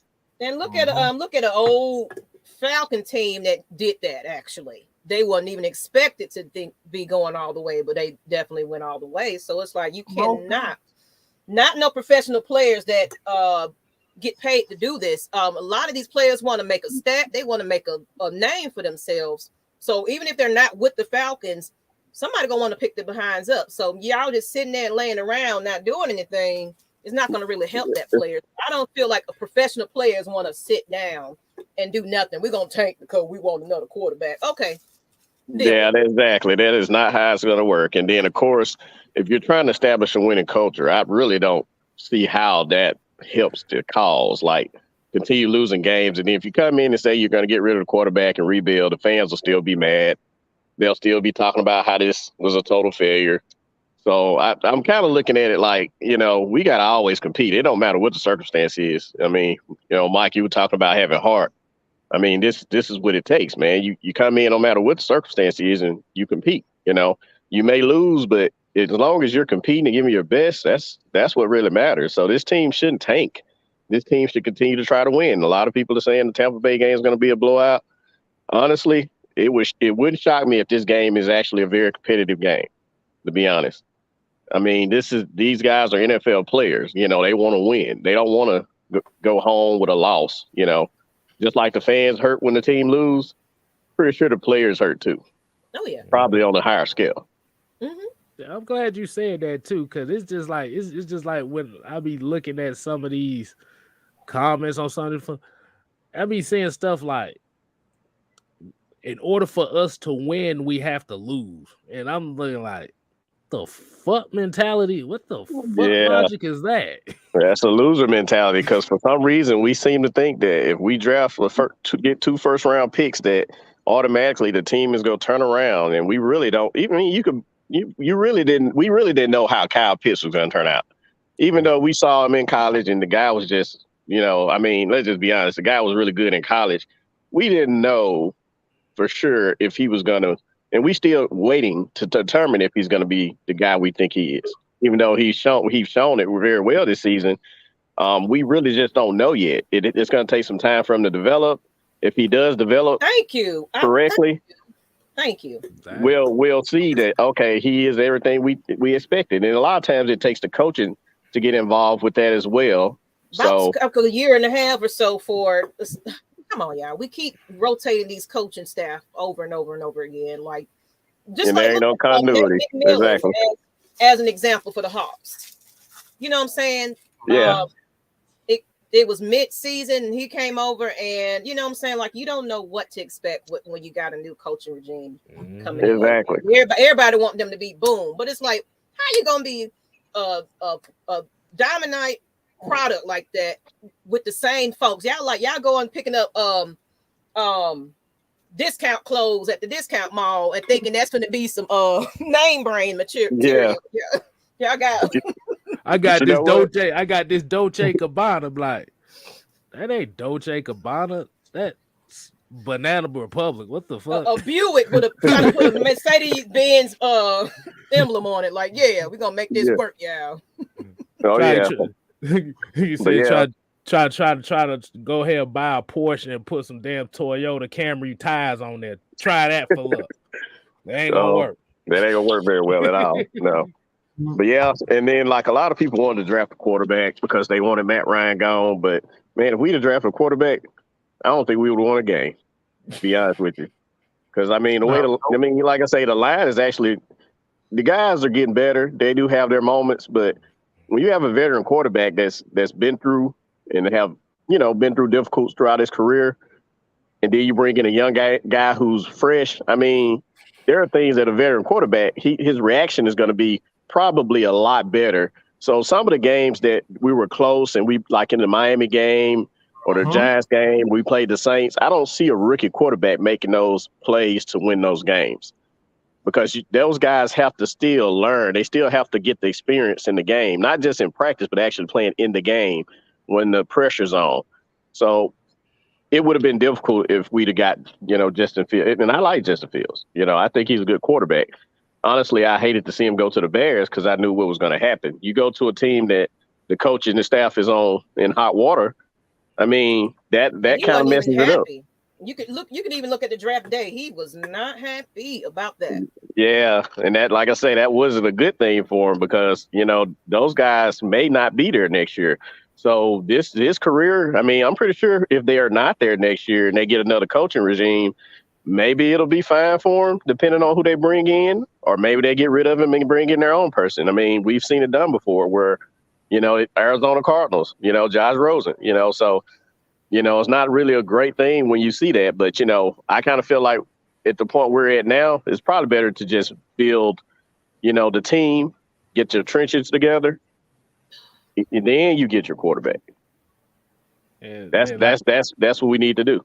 And then, like you said, if you want to build that foundation, you ain't gonna build no foundation with a dead cap hit of $40 million to a quarterback that you trying to get rid of. Exactly.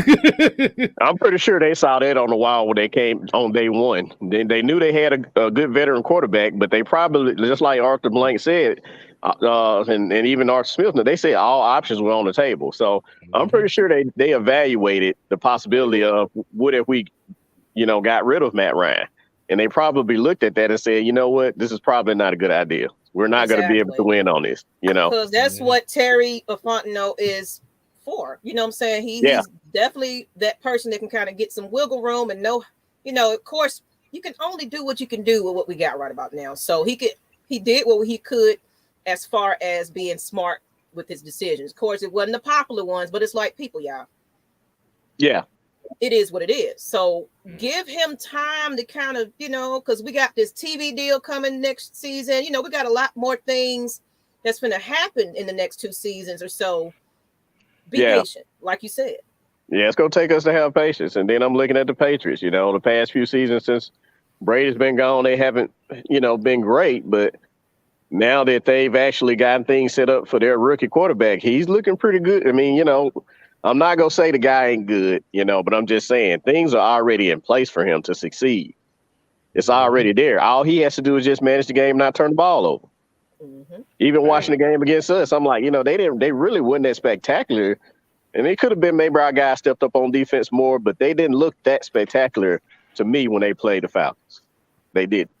But the guy, he did just enough, and his defense did the rest. Exactly. ATL, man, what's going on, homie? Give me just one moment. And you just now gonna comment after I was like, well, maybe he is ready. So we're gonna go ahead and put Alex on here. I just seen your message, Miss Maggie. That's why I put it in the chat. Okay, we're gonna come back to you. Let us know. All right, so we're gonna go to Mr. Alex, and then see what he got to say. Of course, y'all can hang on if you want to. We ain't got a full house today, so go ahead, Alex. What's up? So I think our key to victory is just managing stopping the run with stopping the pass. I noticed that when we first played in week 2, and I know that Tom Brady's or Bruce Arians' offense has gotten more complex since when we last played, but in week 2, Brady would come in like heavy personnel, and so we would play base defense, which is that's what you're supposed to do. But DMPs would drop ends back into coverage, and they would be late to get to their landmarks. Normally, you want to like have their landmarks like already there, so like they do check downs, and maybe they make some mistakes, and then they get sick and tired of dumping it off, and we get stops, right? But our ends weren't going back or not farther enough, and then when we blitzed, it just left holes inside coverages.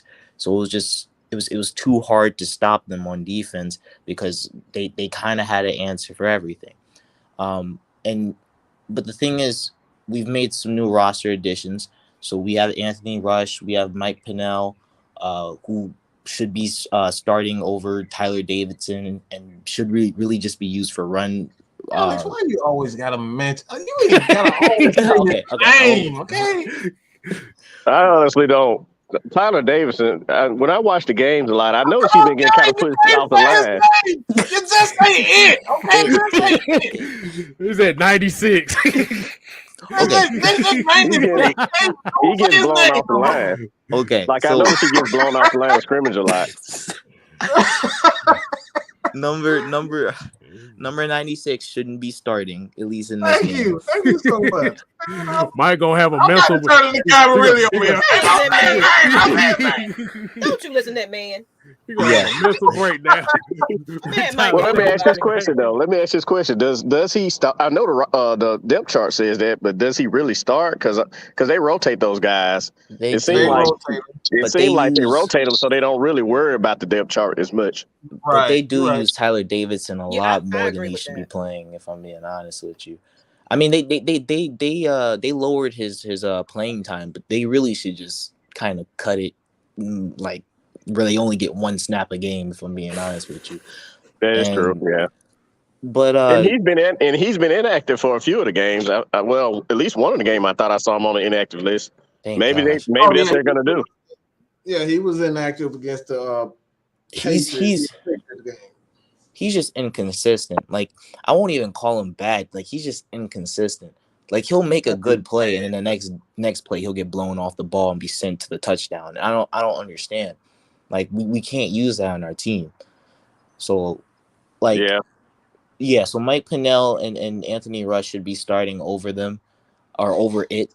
And the next step from there is to get our secondary involved in the run game, which means we still should be playing too high coverages. And I know people are like, well, why are you playing too high coverages if you want to stop the run? You want to play too high coverages. So first of all, you disguise what you're running in terms of coverages. And so you can blitz your or you can have your safeties and run fits from far away. So they won't account for that or think of that. Or like they won't like try to scheme up something to get like the safeties involved.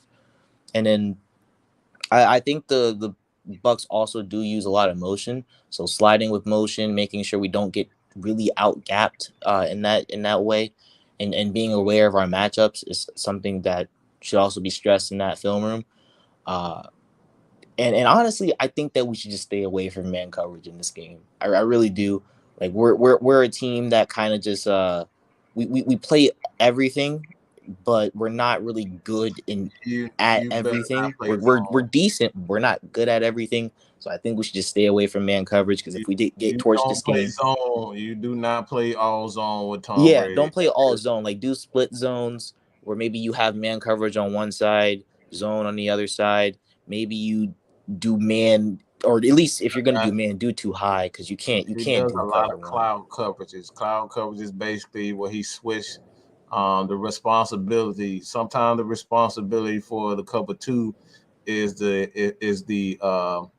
corner, the slot corner. So those cloud corner, the slot, the middle line, the outside linebacker, the slot corner, and the outside corner kind of rotates. This is how he's always done it. Like you from game to game, you never know who's going to be that guy who's going to be covering the flat. So that's why it's so difficult to kind of throw deep balls against the Falcons, because what he does is he changes responsibilities with his linebackers. So sometimes the linebackers are coming to A gaps, and the slot corner will cover the flat, and you got the safeties back. And he just does a lot of things with the slot corner and the outside linebackers. So Dean Pease is just he's a madman. You just never know what you're gonna get with that dude.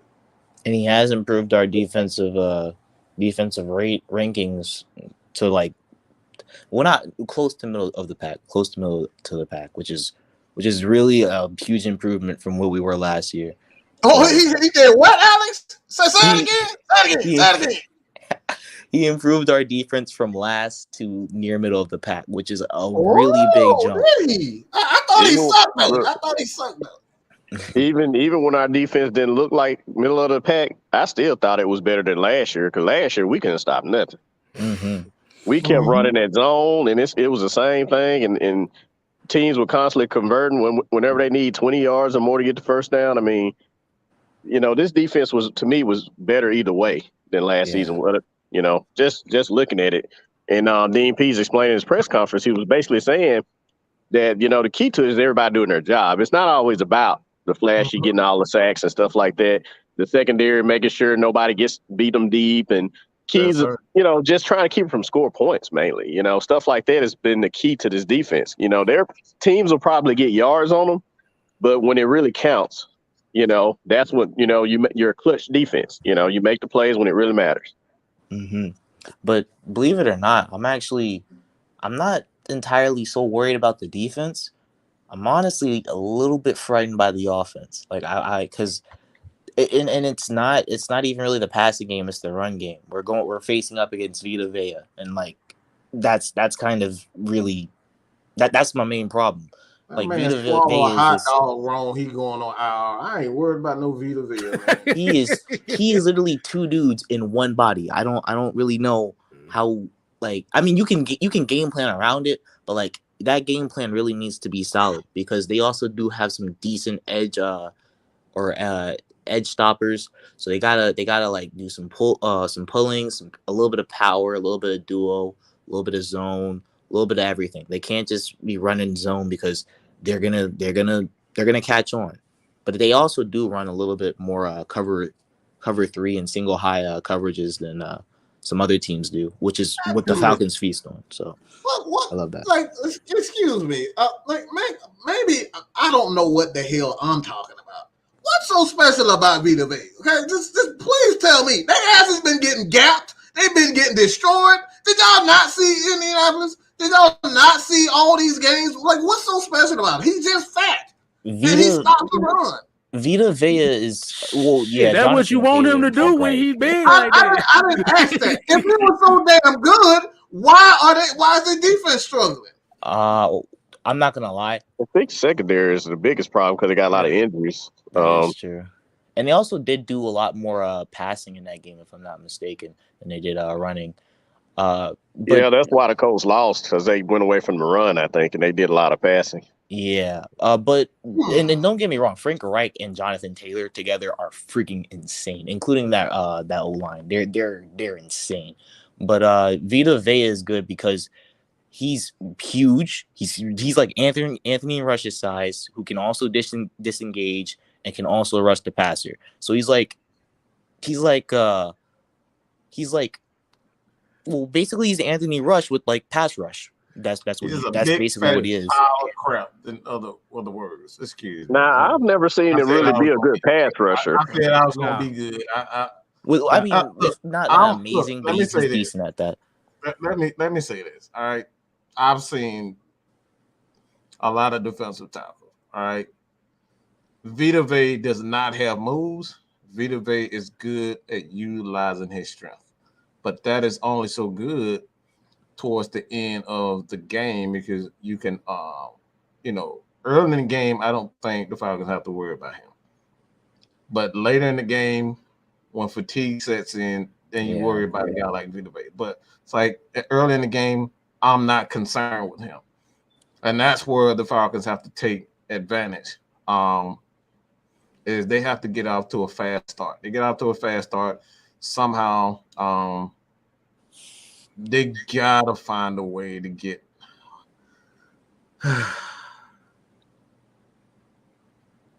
Excuse me, just a moment of silence. Just they gotta find a way to get Mike Davis in this game.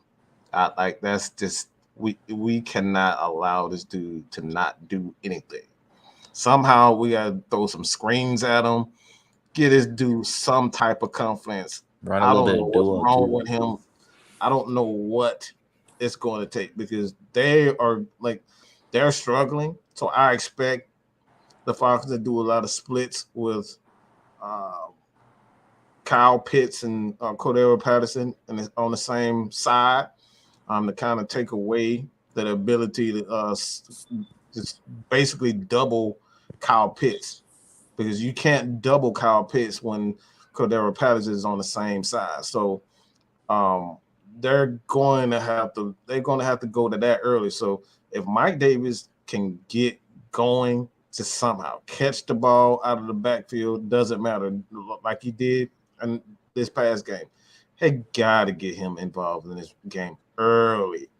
They got to, because if they're going to win this game, they cannot play around with Tom Brady and allow him to have chance after chance after chance to, hold on to the ball. But Tom Brady is one of those quarterbacks where he's happy to dump it down to Leonard Fournette, to let those guys just do whatever they do magic. So they have to control the clock. I think the defense is going to be fine, but they got to get Mike Davis going. That's just a must at this point. I think I want to see more Cordrea Olsen. Look, I wasn't a big Cordrea Olsen fan, but after watching him play in that Patriots game, I think I want to see more of him. He's a good runner. Yeah. I mean, I think Cordrea Olsen is decent, but I also feel like Matt or Mike Davis should also be getting some snaps with duo, because that was the concept that Olsen ran for, I don't know, about 3 or 4 downs that kept on getting him around 10 yards, and all Mike Davis does, and I literally mean all of his running his runs, at least except for maybe 1 or 2, are just zone, just pure outside zone, inside zone. That's it. No real power, no real duo. They ran trap a few times, but the O-line blocking wasn't that great on that play. And it really bugs me a little bit that we aren't running screens in the end zone with Mike Davis, or like near the red zone, because that I feel like would be helpful, because they're playing like deep coverage or too high coverages. So I think we should run some screens in the red zone to or at least some creative designs for a screen, so that way we can get Mike Davis going, and then he already has that built up speed and took a few hits, and now the defense is like, all right, Mike Davis, he's breaking some tackles, and then you can start going with the play action and stuff. That's kind of that's what I want to see a little bit more of. Yeah, and what I've noticed about Mike Davis, I've seen it a couple of times we ran the ball where he missed gaps. So I don't know if he had a vision. That could be why some of the times he's not getting much, and then you see the other running backs coming in and getting yards, because I know Olsen on one of the plays when they were in the red zone, he cut off the tackle. He cut off the tackle instead of just running in a pile and got more yards.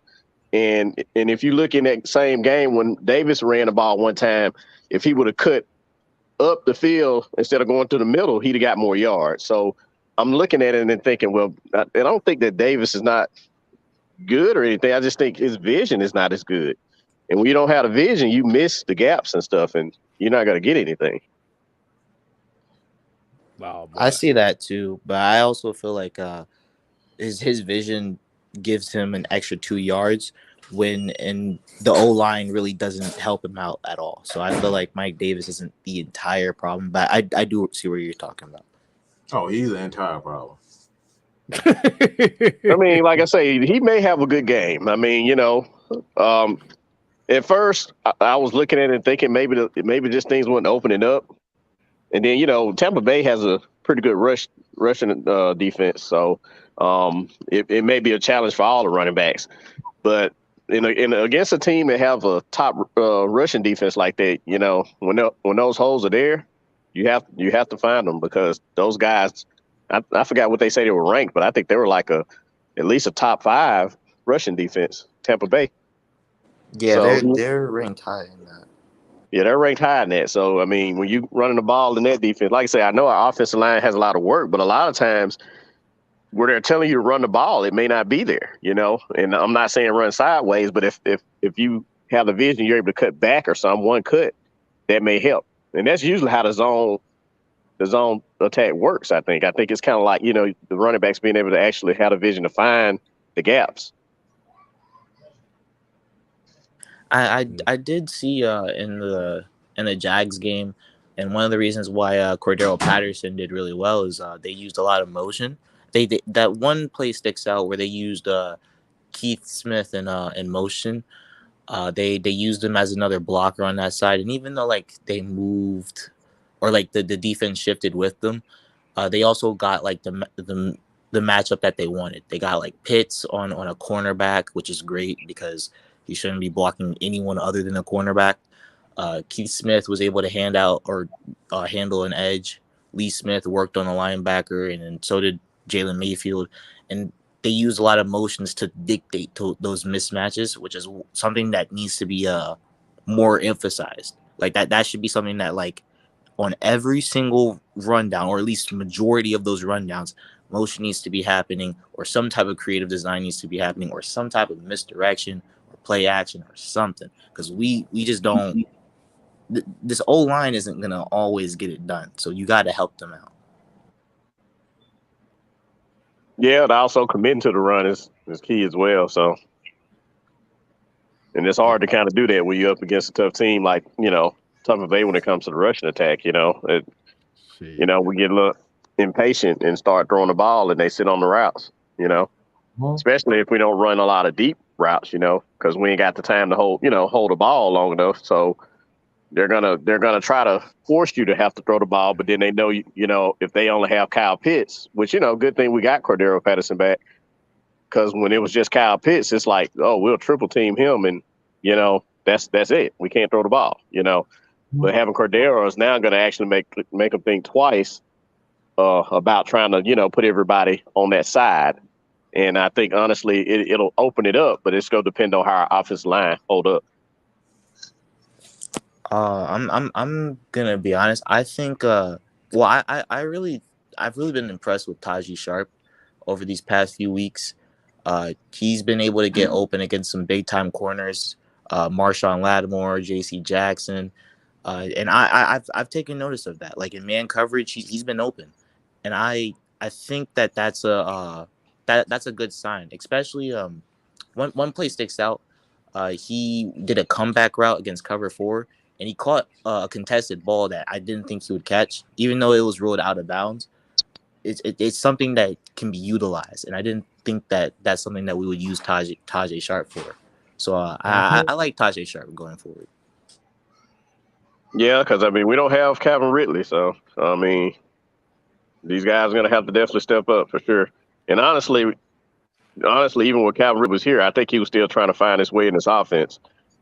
Anyway, so even if he's here, if he comes back, I think it's not going to be just as simple as he's back is going to matter. Now, yeah, he's a name that'll probably command some respect because everybody knows he's capable of dominating on that one-on-one, but I think it's an adjustment period in this offense. I think Matt Ryan had to adjust. I think the whole offense had to just adjust to the new scheme, and I think they're still adjusting, to be honest with you. And something that I noticed going into this Bucs game is that Russell Gage has been able to get open against a lot of these Bucs corners outside of Carlton Davis, which is fine because he won't be matched up on Carlton Davis that much, and he'll probably be in the slot most times. So Russell Gage, I think, will also have a good performance too underneath. So we have like a security blanket like a blanket underneath with Russell Gage, a guy to kind of like take the attention a little bit with Kyle Pitts and a little bit of Tajee Sharp, and then focusing on the run game a little bit more. So I think that's a decent game plan. Is Carlton Davis playing? I thought he was out. Oh, he's out? Oh, even better. Yeah, I'm not sure if he's playing. I don't think he's playing. I have to check that, but yeah, I think he may have been on IR. Not sure. Oh wow, they better not. The last I heard, they had said that that they were still monitoring his progress, but I haven't heard any indication that he would play. They shouldn't put Murphy Bunting on Russell Gage because Russell Gage was tearing him up last year. So it's not looking good for the Bucs if they play man coverage. So I like this. Yeah, they have I think they got about 3 guys out. They got Dean and Carlton Davis and Jamel. Yeah, and Jamel Dean is out too. Oh, yeah, Jamel Dean. Yeah, they Richard Sherman is still out. So I think their secondary is they're gonna be playing zone. It's not gonna be like week 2, for sure. This will be different. I don't think they're gonna play zone. I think they gonna bring heat. That's what I was thinking. I was thinking that they're gonna try to get as much pressure as possible, so he can't get the ball. Because everybody's mind thinking this is a passing team. They can't run the ball. They can only throw. So all we got to do is just make sure we get pressure on Matt Ryan, and that's the game. We ain't got to worry about him going downfield. That's pretty much what everybody's thinking right now. Well, I'm thinking if they're gonna blitz a lot and if they're gonna bring pressure, then we must be running a lot of heavy sets. Because if we run heavy sets, they can't go into nickel blitzes because they'll be dominated. And if they try to do, Edwards is suspended also. Edwards is suspended. Oh, good. Oh man, I forgot about that. Oh, this Yeah. is looking better. Okay. Because I'm now not saying. in I base mean, formation, this actually does. This is gonna probably be a different game. I don't see it being like it was the second game.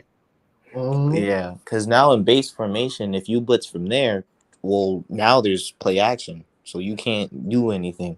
Like, and if you play man coverage, you're screwed. So I'm liking where this is at. And OZ can tear up like their fifth corner. Yeah, OZ can tear them up. So we're looking good. And don't even get me started on Cordero. We not going to do that. So from an offensive perspective, now I'm more at ease when we're going at the personnel matchups, because now they might be forced to play base defense. So. And that's what the Colts, they were saying the Colts should have kept running the ball, but they were also saying the Colts they kept throwing the ball because they saw obviously that throwing the ball was working pretty good for them in the game, but it was actually not their best thing to do. The reason why they were able to come back, because instead of keeping the ball on the ground, they relied on Carson Wentz to throw the ball, and you can't really do that with Carson Wentz, But they said it was working pretty good, and the reason why it was working so good because, like I say, the Bucs secondary is been injured. That's where everybody's attacking.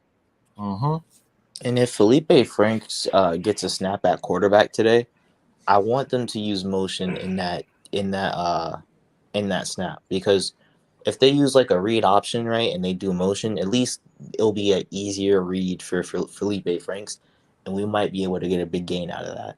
So I think that they should be monitoring Felipe Franks on the side. So that's I'm still trying to figure out, like, what are they trying to do with Felipe or Franks? The reason why I'm trying to figure out what their idea is for, is they planning on trying to make him like Taysom Hill, or is it possible that they can see him in a role where they can kind of do like a RPO, kind of like an RPO type offense down the road or something like that? I'm not gonna lie. I don't think I've seen a lot of. Oh yeah, you go, Mike. I think it just at this point they need guys that just gonna be able to like fill roles and not like. I think they're just experimenting with him, but like I said, that's at this point that's what you need. You don't have a ton of guys, so it's like I wouldn't get too happy or expect him to like really see any significant play until he like show whether he can be a tight end, receiver, whatever it is. Like obviously they need him to just be a guy, I believe, that could just at least utilize his speed, because these midgets on this field, these guys just too dang on little, man. They just at the end of the day, what I'm seeing on film is that they're just too damn little. It comes down, they're getting bullied, they're getting pushed around, and they're scared. This is why you got the interception on the sideline. He, OZ really doesn't want to go up for the catch because he's afraid to get hit. These guys just they're like the little giants, man. Let's just be honest. You got guys in there. They got the helmet too big for them. The shirt too big for them. Too big for them. Said in order for him to catch the ball, you had to throw toilet paper at him. You got to throw toilet paper at him. I tell you one thing: if they scared to go up and get the ball and get hit, they in the wrong business. Yeah. Hey, Tim, what you got, bro? I was just adding on to what y'all was saying. I was saying Mike Davis can't even catch screen passes. Every time you pass him the screen pass, he just drop it. He got a bad case of Butterfinger. Yeah, that's shocking because when we watched him for Carolina, it seemed like he was a good catcher out the Uh, backfield. yeah, a few plays. I will say like a few plays. I feel like Matt and Mike Davis's timings are a little bit off because I noticed sometimes. Week one, they had a touchdown they were about to have a touchdown, and Mike Davis went up for the ball, but the ball placement was kind of off. So I think that was a timing thing, and it happened a little bit. It happened later, I think, in the Cowboys game. And it happened in the Jags game too, but he caught the ball. So I think that just comes with just a little bit more practice. So I think that's something that they just have to kind of practice it out, and then he'll be kind of set in game. Oh yeah, I'm glad Jalen Hurst's coming back too, because bro, I swear every time Eric Harris drops a pick, bro, the game just go the opposite way, bro. Like, yeah, and missing tackles a few times. I was kind of wondering about the missed tackles where he had a chance to hit the guy in the backfield. I think it was against the Patriots or whatever, and he missed a tackle, and the guy gave. I think it was Stevenson that gained extra yards or whatever. bro, this man Eric Harris pushed the dude in the Jacksonville game. Instead of tackling him, he pushed him forward to get the first down, bro. I think I know what you're talking about too. He was in man coverage against Dan Arnold, and he literally had a tackle, and that pisses me off because he had decent technique. Like he would have been fine if he just got the tackle because it would have been like a 4-yard gain, and I'd be like, okay, that's decent. But instead, he missed the tackle and then pushed him forward, and I was like, all right, nah, I'm done. Yeah, that's why we call him. He's just there. He ain't no playmaker. He don't make plays. He just be there. And I like Eric Harris too, but like he gotta clean it up. Yeah, especially those tackles. You missing fundamental stuff. That's what teams lose games. They gonna send his ass back. They gonna send his ass back to UPS. He keep playing like this. Eric Harris can't tackle, Mike Davis can't catch, and Tyler Davison just can't do nothing. Just put him on high over Steven Means, bro, and we good. Steven Means is pretty good. I'm glad to see Steven Means coming back. We could use more rotational guys to come in on that edge, you know. I see like a little bit in like of his skill set. I see the fact that he can bull rush from time to time, even though he doesn't use it that much. But he normally uses like a lot of chops and stuff, which when I look at Caleb McGarry and studying him, he hasn't really been exposed to a lot of chops. I mean, he has when he plays against like great pass rushers when it comes to Shaq and Cam Thomas or Cameron Jordan, and he does well against those matchups. But a lot of tackles sometimes aren't really exposed to those chops because those are really for the Bosas, the Cam Jordans, the Shaqs. Like you gotta kind of learn that, and that takes a lot of time to learn. Which Steve Means being a vet, he has that down pat. So I think that he's decent, not great, but I think he's decent. Yeah. I kind of getting back to the Felipe Frank thing. I just know that they got him playing special teams right now. So they like you said, they just trying to find a spot for him.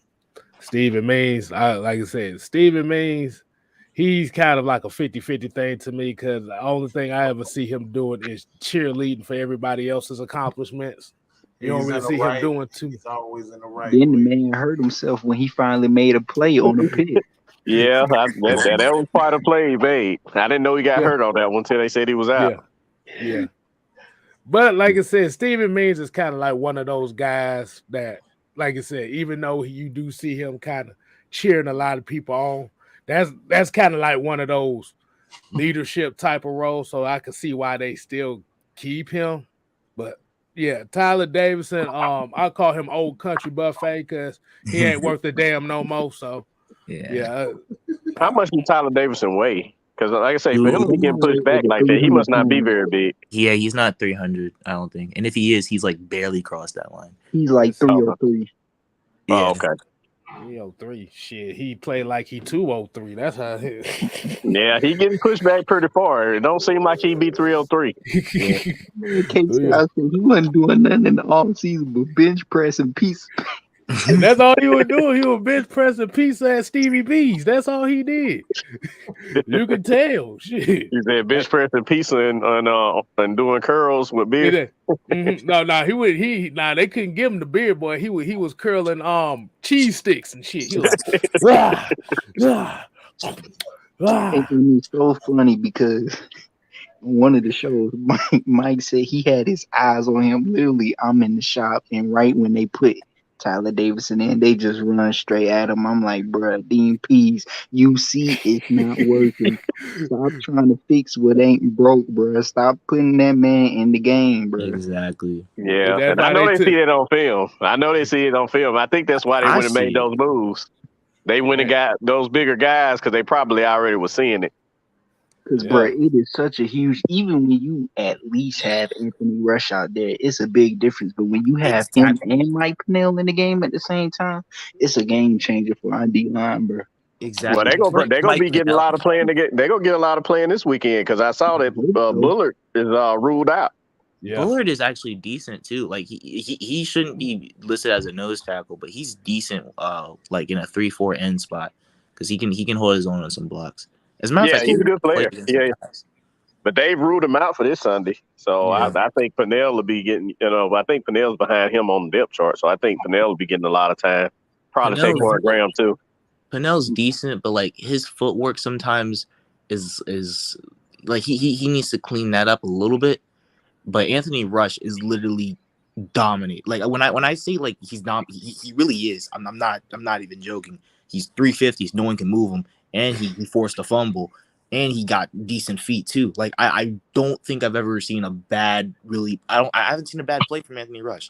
I really haven't, and that's saying something. So my question is, why aren't they playing Michael Walker at edge? Well, we have AO and we have Dante now, so they can't really play Mykal Walker at edge, but they can blitz him. They really should be blitzing him a little bit more because he is like an athletic butterfly. Well, they moved. I thought they was he was getting reps and they were moving, kind of like Deion Jones, moving all over the place. Yeah, they blitzing from different places. I think they do the same with him.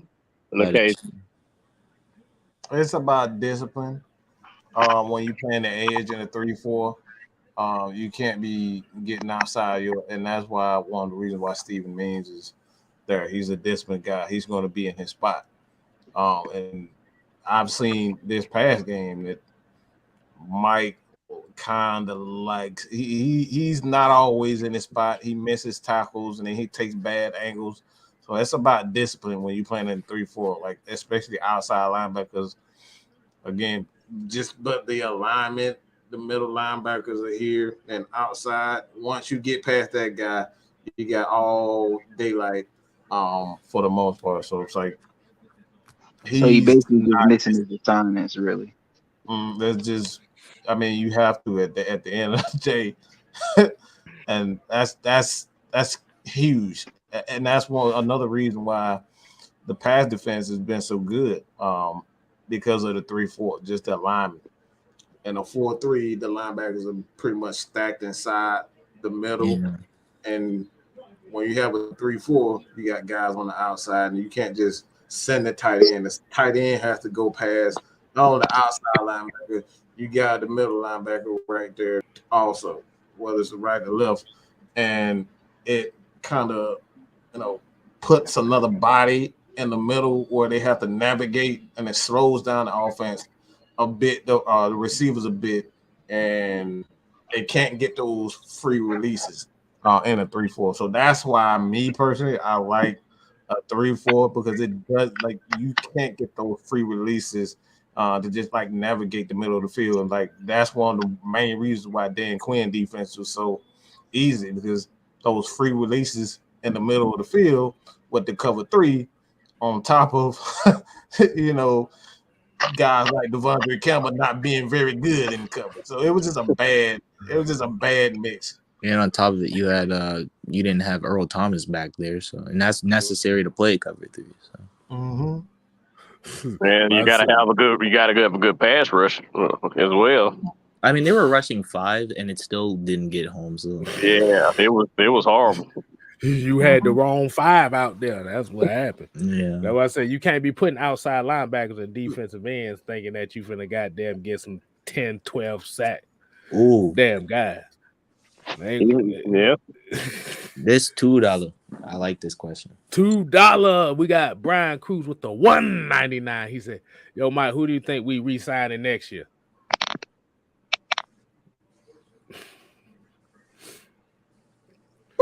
Flag on the play. I don't want to answer this shit. I'll say it.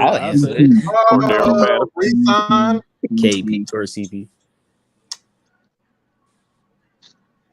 I mean, Cordell Patterson. Get in Man, there. I don't want to say that. It's like y'all already know that. Like, come on, man. No, that's I think they. We got. I think they gonna bring it back. I think they gonna bring it back. He seemed to be fitting in pretty well to me. IO has I could taken. put Gotta in go two. Fourier, man. They gotta go Fourier. They gonna I give like Fourier Fourier. that bread, man. They gotta give Fourier that bread.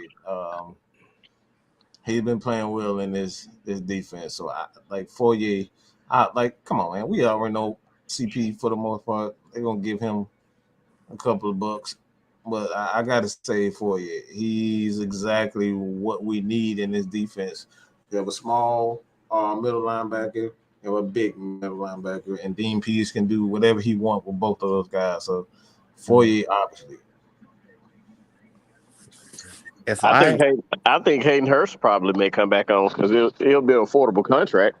I love Hayden Hurst, but I don't know. Like it won't be an expensive contract, is what I'm thinking. If you got to have guys, I mean, you're not going to be able to afford, to with the whole thing we're really and everything, and them having to possibly move on from him. I don't know if they will move on from him, but I do know that you're going to have a backup plan for that situation. If they if they move on from Ridley, the good thing about moving on from Ridley is, he's not as expensive as Julio Jones, even though he got like a 1-year extension, I believe, because they picked up his 5th year. So if you move on from Ridley, you get some picks and like some actual picks, more picks than I think we would get from Julio Jones. And that in this draft class, I think it's decent. Like we get maybe a 1st-round pick. We could pick up Garrett Wilson, who is pretty, like he's pretty good. He's pretty good. So I think he'd be decent.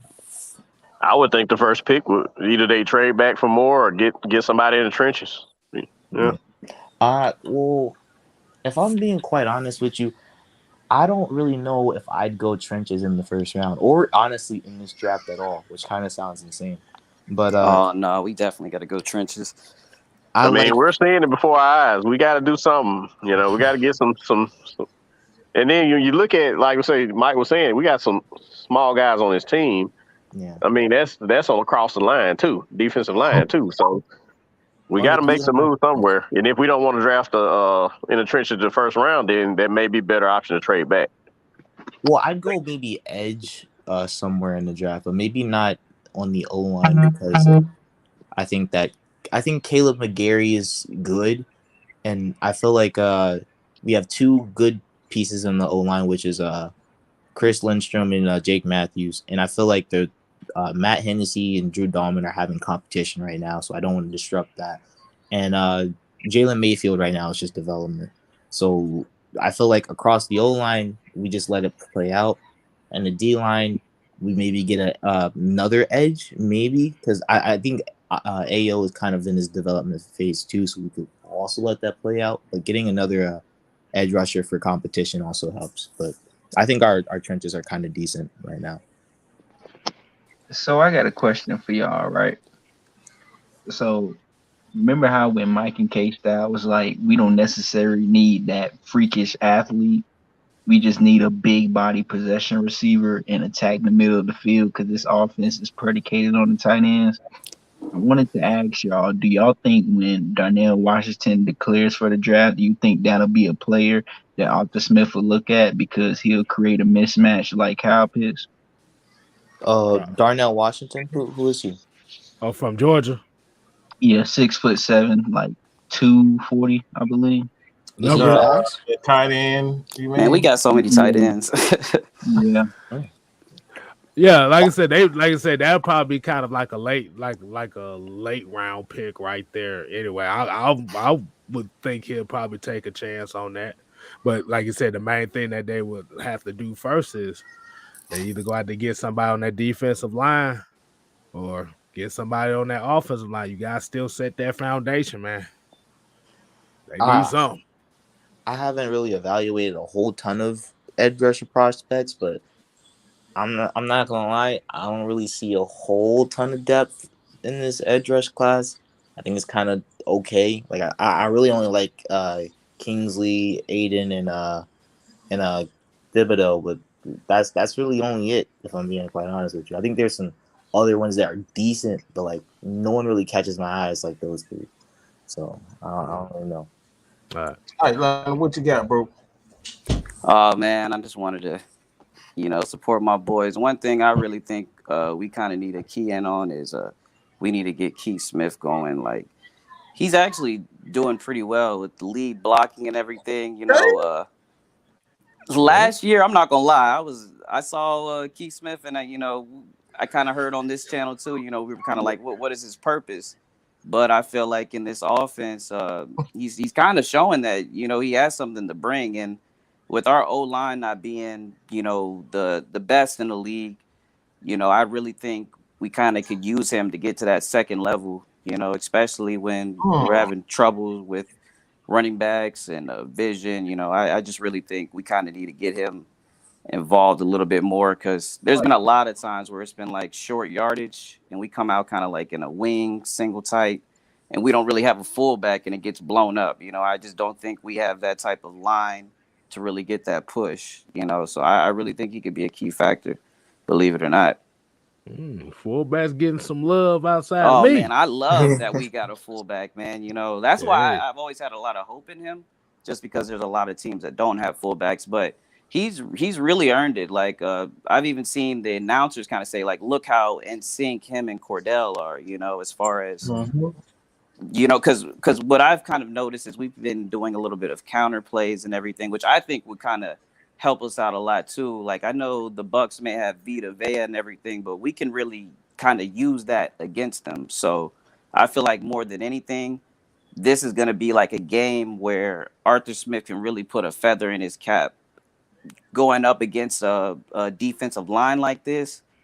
Him being an offensive lineman, this is the type of game where I feel like he could really make a game plan to kind of take advantage of them, which, I would love. Everybody just loves the Buccaneers magically. You know how it goes, man. So I would love to see that. Of course they love them. They're 12-point favorites over us right now. Yeah, anybody's gonna be a favorite against the Falcons. The way they treat us, man. But I really think this team, believe it or not, man, because one thing that really stood out to me is that we're 5-2 in close games. So I really feel like if we can keep this game close, if we can keep it, 3rd and 4th. I love my Falcons, but when it gets to 3rd and 7, 3rd and 8, like I in the back of my head, I kind of know what's gonna happen. They're gonna just kind of send the house at us and kind of sit on the stick. So if we can stay ahead of schedule and really run the ball, make those linebackers come up, I think we can actually have a pretty good, decent amount of success against this team, honestly. Hey, Like that. I like that take right there. I love old school football, so I love everything you just said, especially with the fullback. I think that's one position in the NFL that that a lot of teams are just they don't think about because they want it's all spread this, spread that. So Yeah, I feel like it's one of those things where everybody's just, at least last year, a little bit early in the beginning of this year, everybody wants to be the Chiefs. Everybody wants a mobile quarterback with a big arm, and everybody says the league is progressing, but when it gets to playoff time, the teams that excel are the teams that can run the ball and play action. And I really feel like Matt Ryan's one of the best at doing that. So if we get them running the ball, if we get a run game going. I kind of don't like how much we run the ball with Cordell Patterson. I hate to say it, but he is a veteran, and I kind of seen where this was going with all the wear that he's getting. but you kind of have to do what you got to do when Mike Davis, is tiptoeing around. But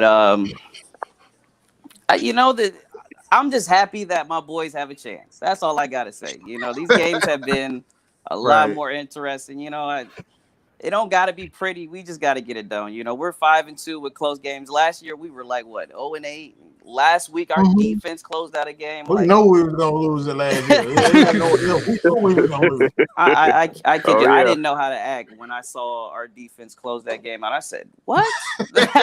I was expecting them to get that third down, to be honest with you. And then the Trevor Lawrence takes. Oh my God, you already know what they were about. They were about to talk about him like it was gonna be Geno Smith all over again. You knew that was coming. Yeah, definitely. Oh yes. Oh yeah, Sunshine was about to be the talk of the town. Hey, shout out to AJ Terrell too, man. I mean, I like the pick. I was, believe it or not, I was a huge fan of the fast and physical. Even though it didn't really pan out too well, but I always liked AJ Terrell because we just forgot about the damn physical part. We were just fast. Yeah, we were just fast. But I mean, AJ Terrell, even though it's kind of bad because I don't know if he's injury prone. I don't know if he just has no regard for his body. But man, that boy likes to hit, and I love that about him. He comes up and he hits. He got the Devontae Freeman complex. No, he's playing like Donta Robinson right now, minus the concussion. That's basically where he don't give a damn. He no regard for his own health. He just go all out. Like, bro, sometimes you gotta. All right, don't jump like that, okay? Yeah, I think it's just a balance thing, and he got that interception. You know what they say? You get one interception, it really starts to open it up. So. And I think he wants to win. Honestly, I mean, when you're out there playing like that, you're trying to make plays. You're trying to win. Yeah, he's trying to set the tone for the defense as well. That's what he's trying to do. That's why he damn near getting hurt every damn play. He trying to set something. Yeah, I don't know if did you guys see him mic'd up in New Orleans? I ain't see it. No, I didn't see it. One thing I really like about it was he kind of led the huddle before they left out. And one thing he said, I'm not going to get too into it, but he said, we ain't leaving this bleep without a win, and I really feel like that's one thing that us Dirty Birds, that's what we needed, that pride. So, I really like him. I'm he's turning into one of my favorite players. I might have to go get a jersey, man. Oh, yeah. Because like I say, he's only given up. What is that? He only given up like 6 receptions so far this year. Yeah, but I don't know if that's just because they targeting Fabian.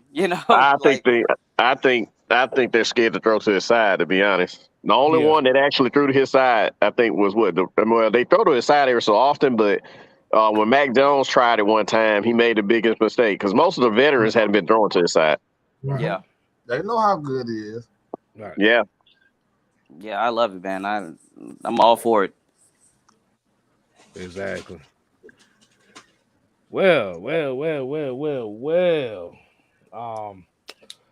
I see one guy. Hold on. Here you go, Mike. I think this is the one we was looking for. Here you go, Mike.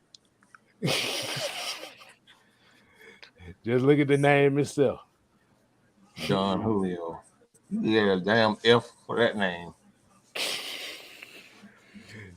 If y'all think that still play for the Falcons, I've never seen more loser mentality in the Falcons. Well, homeboy, I about to say, homeboy, you got a good chance to speak it. Well, my question is, who do you want as quarterback? Like, who did you want? Did you want to draft a quarterback this year? Who did you want as the quarterback? As long as he got legs and they go real fast. That's all he cares about.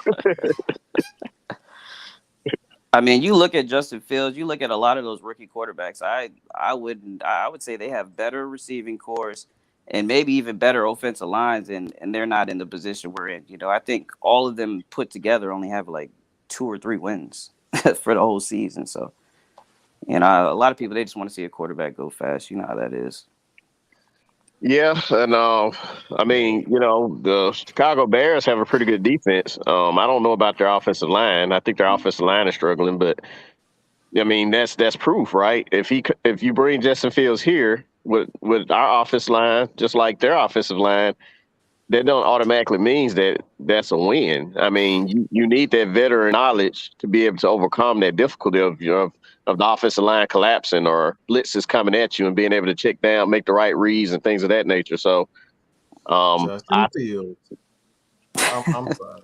Justin Fields need to learn how to go through his progressions. He has been terrible at it for years. Okay, it's not about his arm strength. It's not about his accuracy. He is slow. All right, this is why he get the moniker of being, I guess an idiot. But he's slow through his progressions. Not that he's stupid. He's slow in his progressions, and when he is not confident, he tends to, all right, I gotta run. And he's not he's more like a Cam Newton. He got straight line speed, but when you get him going sideways, he's not as dangerous as a runner.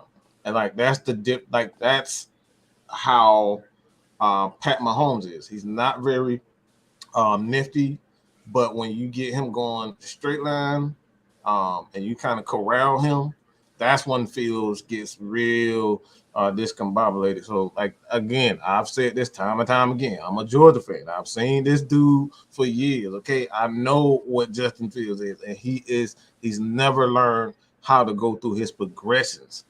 And that's why I say it was the worst thing he could have done was go to Ohio State. He should have stayed at Georgia, be patient, and learn how to read a defense. Learn how to read a defense, okay? Learn how to read a defense. He's never learned how to read a defense, and I've said it plenty of times.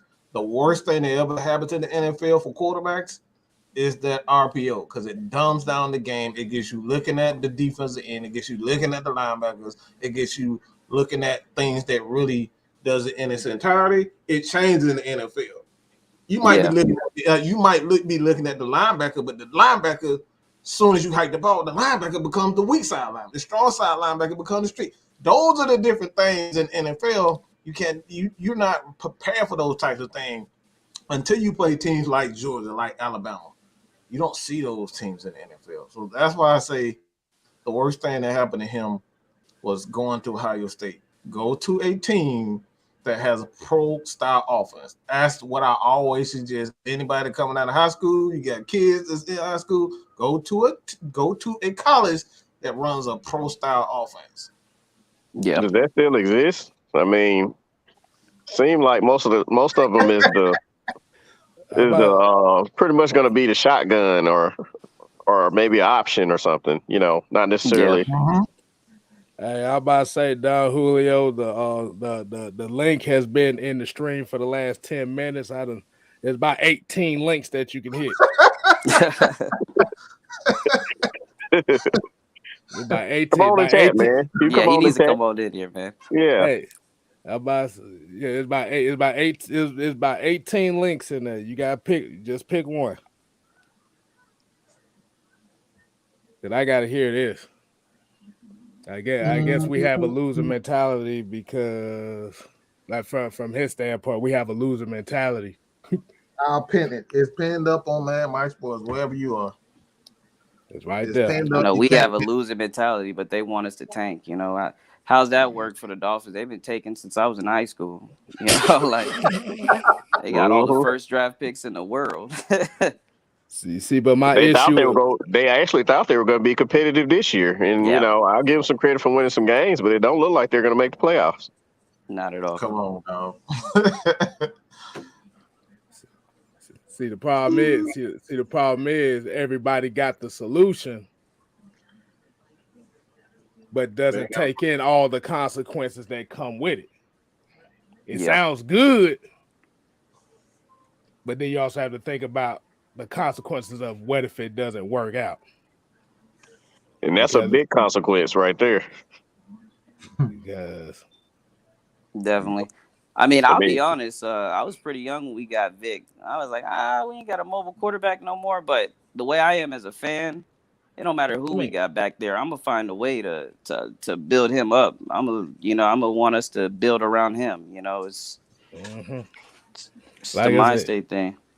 like I said, I'm building a foundation, and you can't build a foundation when you owe somebody so much money that's gonna that's gonna go against your cap. Yeah. So That man must We got definitely be arthritis in losing. his finger or nah, something, because this man nah. ain't pressed that damn button yet. Like I said, it's 18. It was 18 links. It was 18 of them.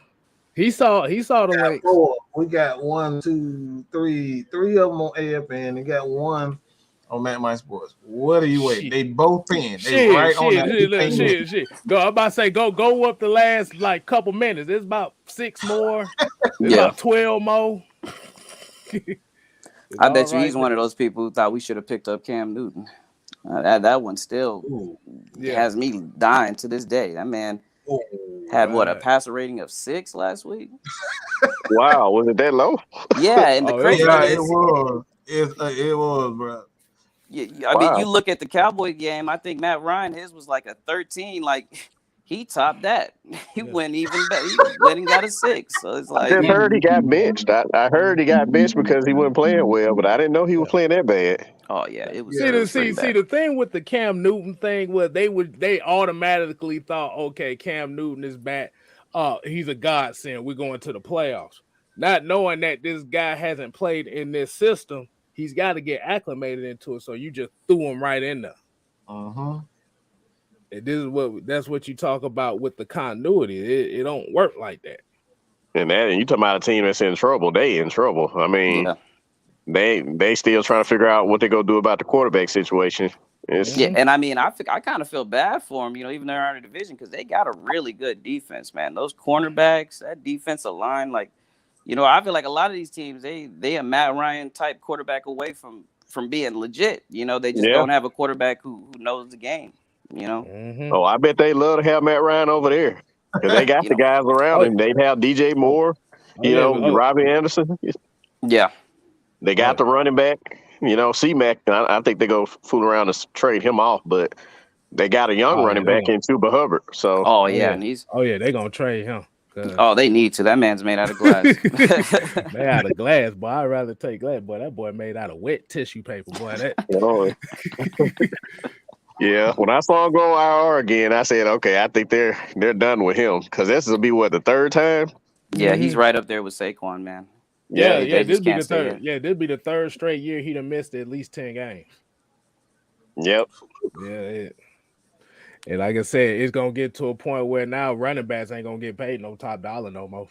Is that how you guys feel about that? Would you guys pay a running back any type of money?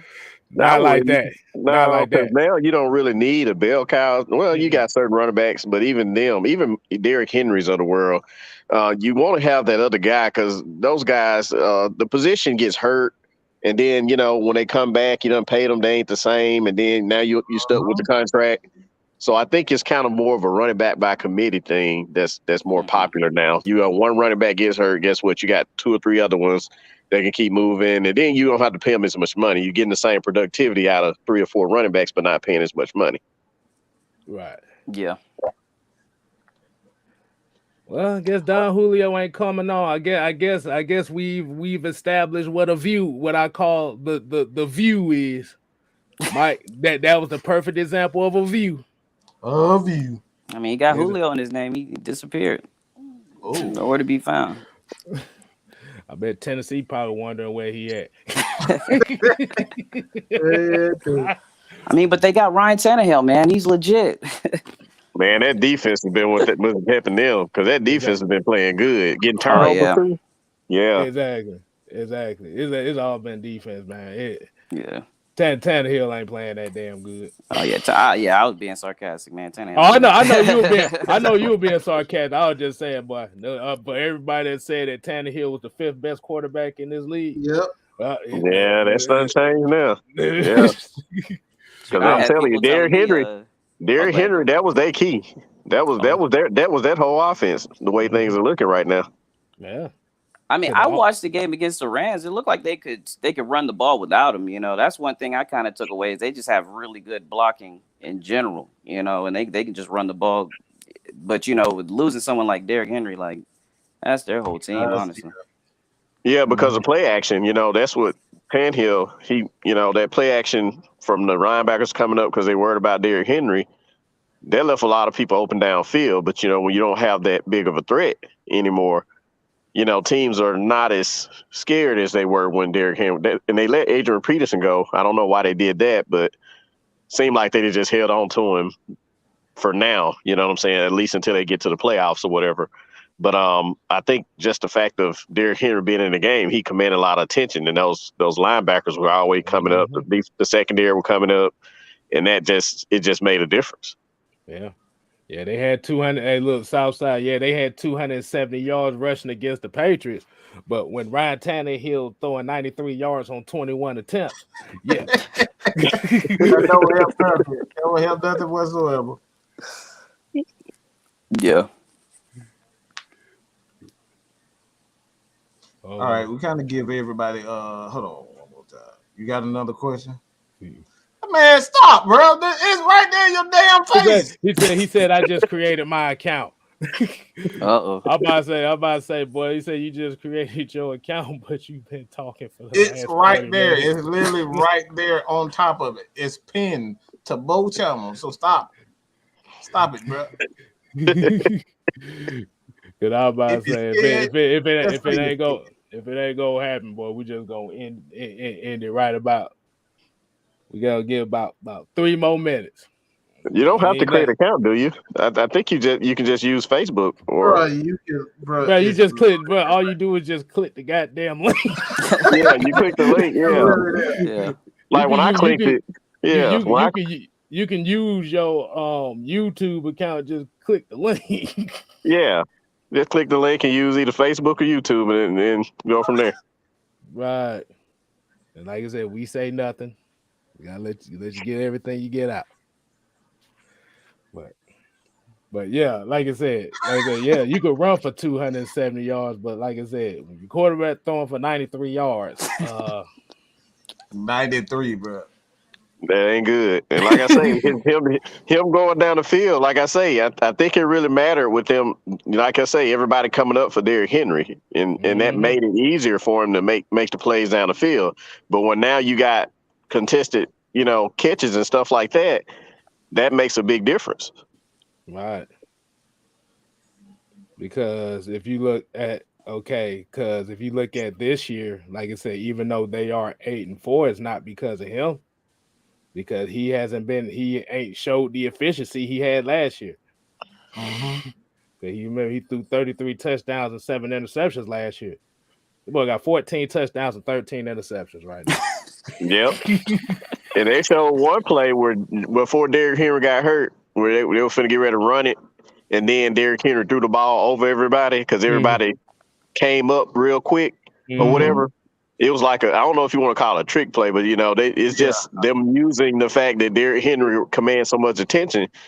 That's what he's had all year long, last season and this season. He's always had that threat of Derrick Henry, and teams are game planning for him running the ball.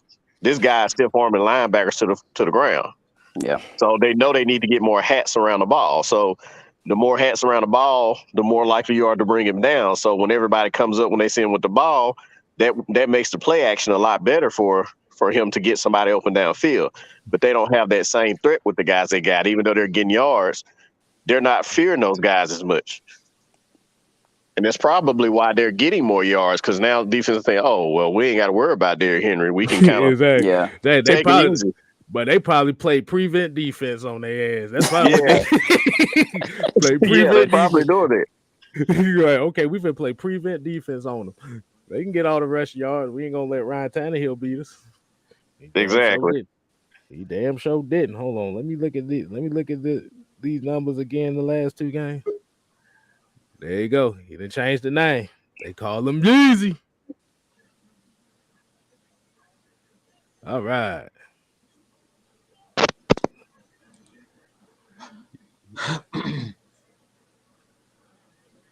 Yeezy. What's up, man? Man, what's going on, man? Yeah, what's good? Hey, what you got for us? So, I want my team to win, man. That's all. I want this team to win a championship before my wine go.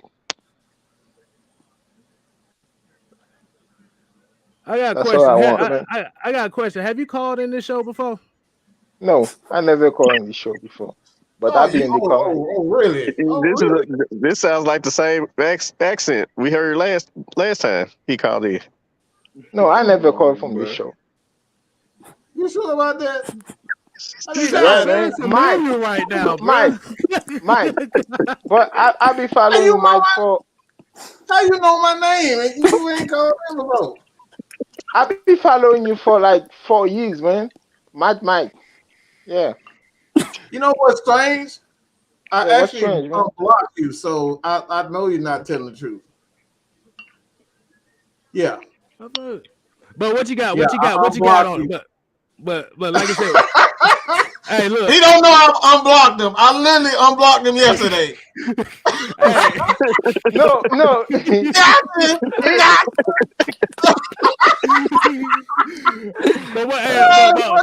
But hold on, what you got? You said you was tired of the team. I already know who you are.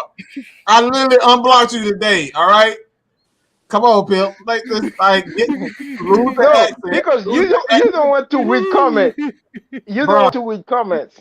Bro, I literally unblocked you yesterday. Just lose the accent and get to your point.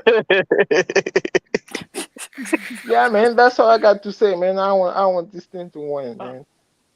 Hey, but no matter what it takes. No. I'm about to say the question. So, what do you think it would take for this team to get to that step as far as how you feel they need to win? Build a defense. Oh my God, dude! What is going on, bro? We need to have a defense. Mike, Remember, you fool, bro.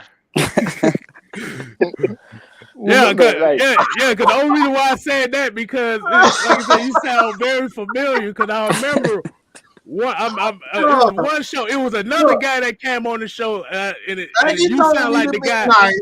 He sounded like the guy he got into it with. Hold on. I remember because I was Maggie on told me to be nice yesterday. All right, and I unblocked him.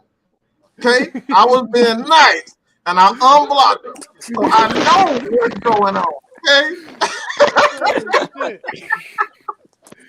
Well, I swear. Oh my goodness, man. Hey, man, you can call it a year. All right, this going into the archive, but you can call it a year. Yeah. Wow. So you just want the Falcons to win? Yeah, a title, man. Yeah. You want to win the title? Yeah. All right. We need to win the title. So you say they need to build a defense. Is that all? That's all they need to do? You think that's all they need to do, or they got something else that they need to do? O-line and defense. Why you laughing, man? Sound like you laughing over there. What you laughing for? I'm not laughing, man. What are you talking about? Yeah, build your defense, fix the O-line, and then get Maria some weapons. You know what I'm saying? Yeah. I mean, we was close to win a championship, man. Anytime I start watching that game, man, I mean, I start, damn, it's heartbroken, man. It's heartbroken.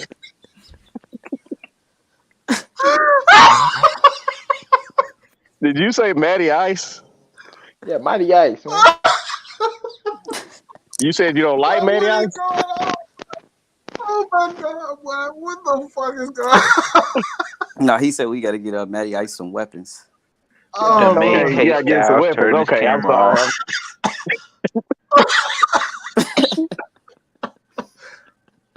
Oh my God, boy. Woo. Oh man. Yeah, man. Let's get back to football, man. Let's get back to football. Yeah. Okay. I mean, shit. I'm sorry. I'm sorry, man. Oh man, you got me dead, bro. Oh Lord, boy. And you, oh my gosh.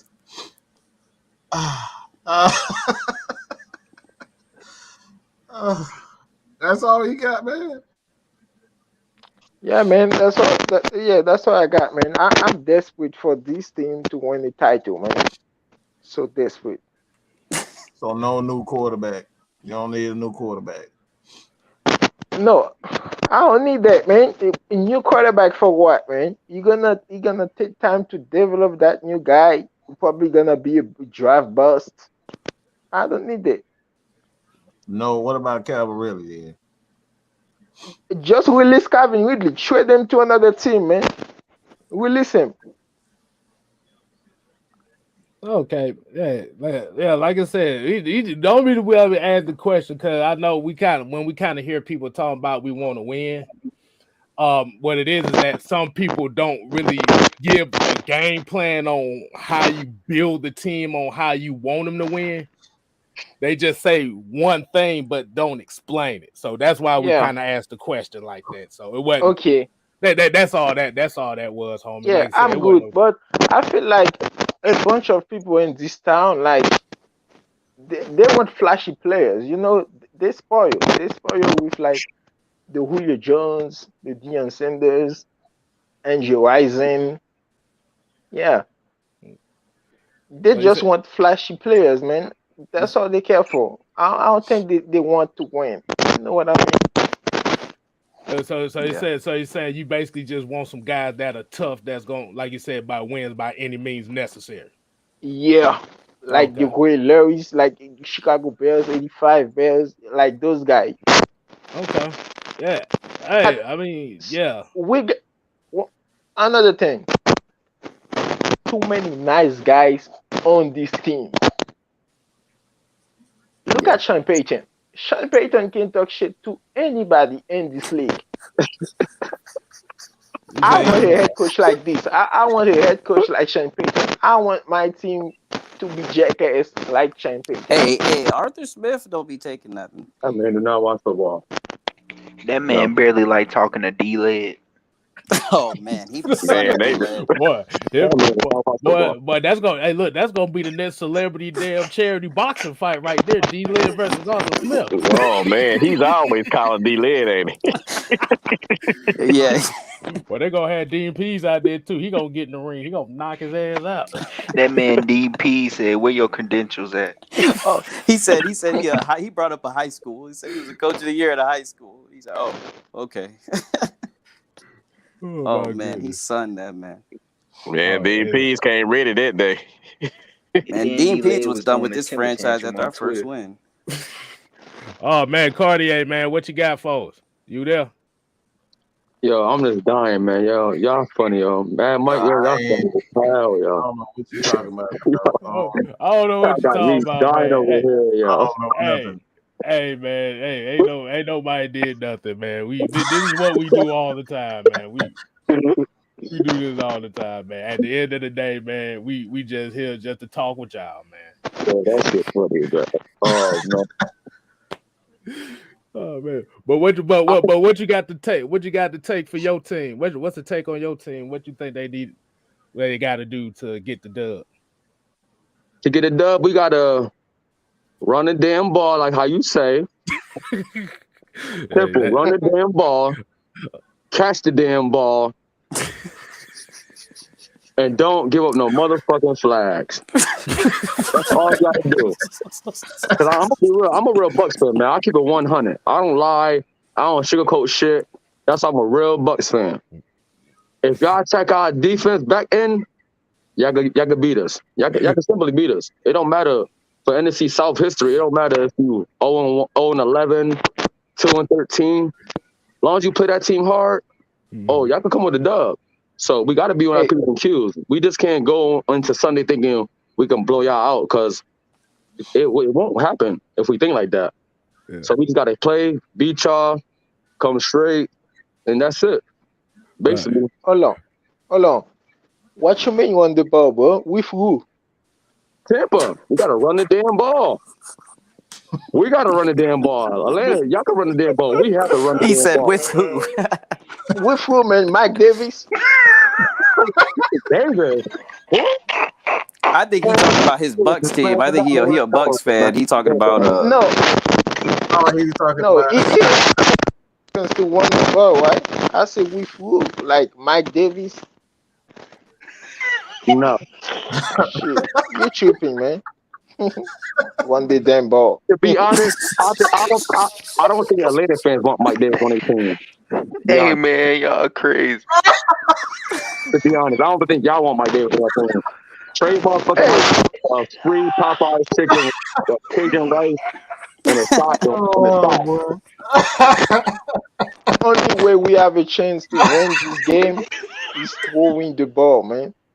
And Matt Ryan cannot afford to have a bad game. Let me say this here. I've been going to say this for a long time. I'm crying. I don't get why Matt Ryan gets so much heat, man. Matt Ryan put in so much motherfucking work. If you're a real football fan, you know Matt Ryan is a top 10 quarterback. It doesn't matter who the fuck you is. If you know football, you know Matt Ryan put in that work. It don't matter who you is. Yeah. So let me tell you this. Fake Falcon fans, this and Matt Ryan and shit, it's like it baffles me to see I'm a Tampa Bay fan and y'all got Falcon fans dissing y'all. It's like let me tell you this, bro. Let me tell you this. My life here. This almost reminds me of James Winston shit. When people wanted when half my Tampa Bay fans wanted Mariota, they wanted Jameis Winston. It's like it's the same shit. Now that Jameis Winston sucked, and Mariota sucked, you can't say shit now. It's just like you got to get rid of him. But on some Matt Ryan shit, no, Matt Ryan put in work, man. Forget it, man. His passer rating always been high. Even with Derek Cutter, his passer rating been high and shit. He's putting in work. So for people to diss Matt Ryan, that's people that's play Madden all day. They don't know football. That's people that play Madden all day. And one thing, all these guys on ESPN and NFL Network, they hate him too, They don't give him any credit. And even the fans, they're still in love with Michael Vick, man. Yeah. You ain't lying, bro. I'm waiting for my chance to speak. What you got, homie? You ain't gonna say shit. No, hey, hold on. You can't over there. Go ahead, bro. That ain't my mic with the static. Go ahead, Don Julio. Let's go, man. What you got? Don Julio. Okay. Before I speak, I'm gonna tell you guys my history. I started watching the Falcons since 2010. So the first, I'm not Michael Vick fan because I didn't have the chance to actually watch him play for the Falcons. So you guys can't use me against that. So I've been watching the NFL since 2010 completely, and since I'm a native Atlanta, resident, I'm an Atlanta Falcons fan. So all I had the chance is I watch every game for the Falcons fans since then. Atlanta Falcons. Okay. So I was actually the biggest fan Atlanta Falcons. Matt Ryan fan. Before I literally like this is not. He not a winner. Matt Ryan is not a winner. Such excuses for this guy. This guy had one of the best wide receivers. One of the best offensive coaches in the league, and you guys give him way too much excuses. Wait. Hold on. Matt Ryan had a lot. Go ahead.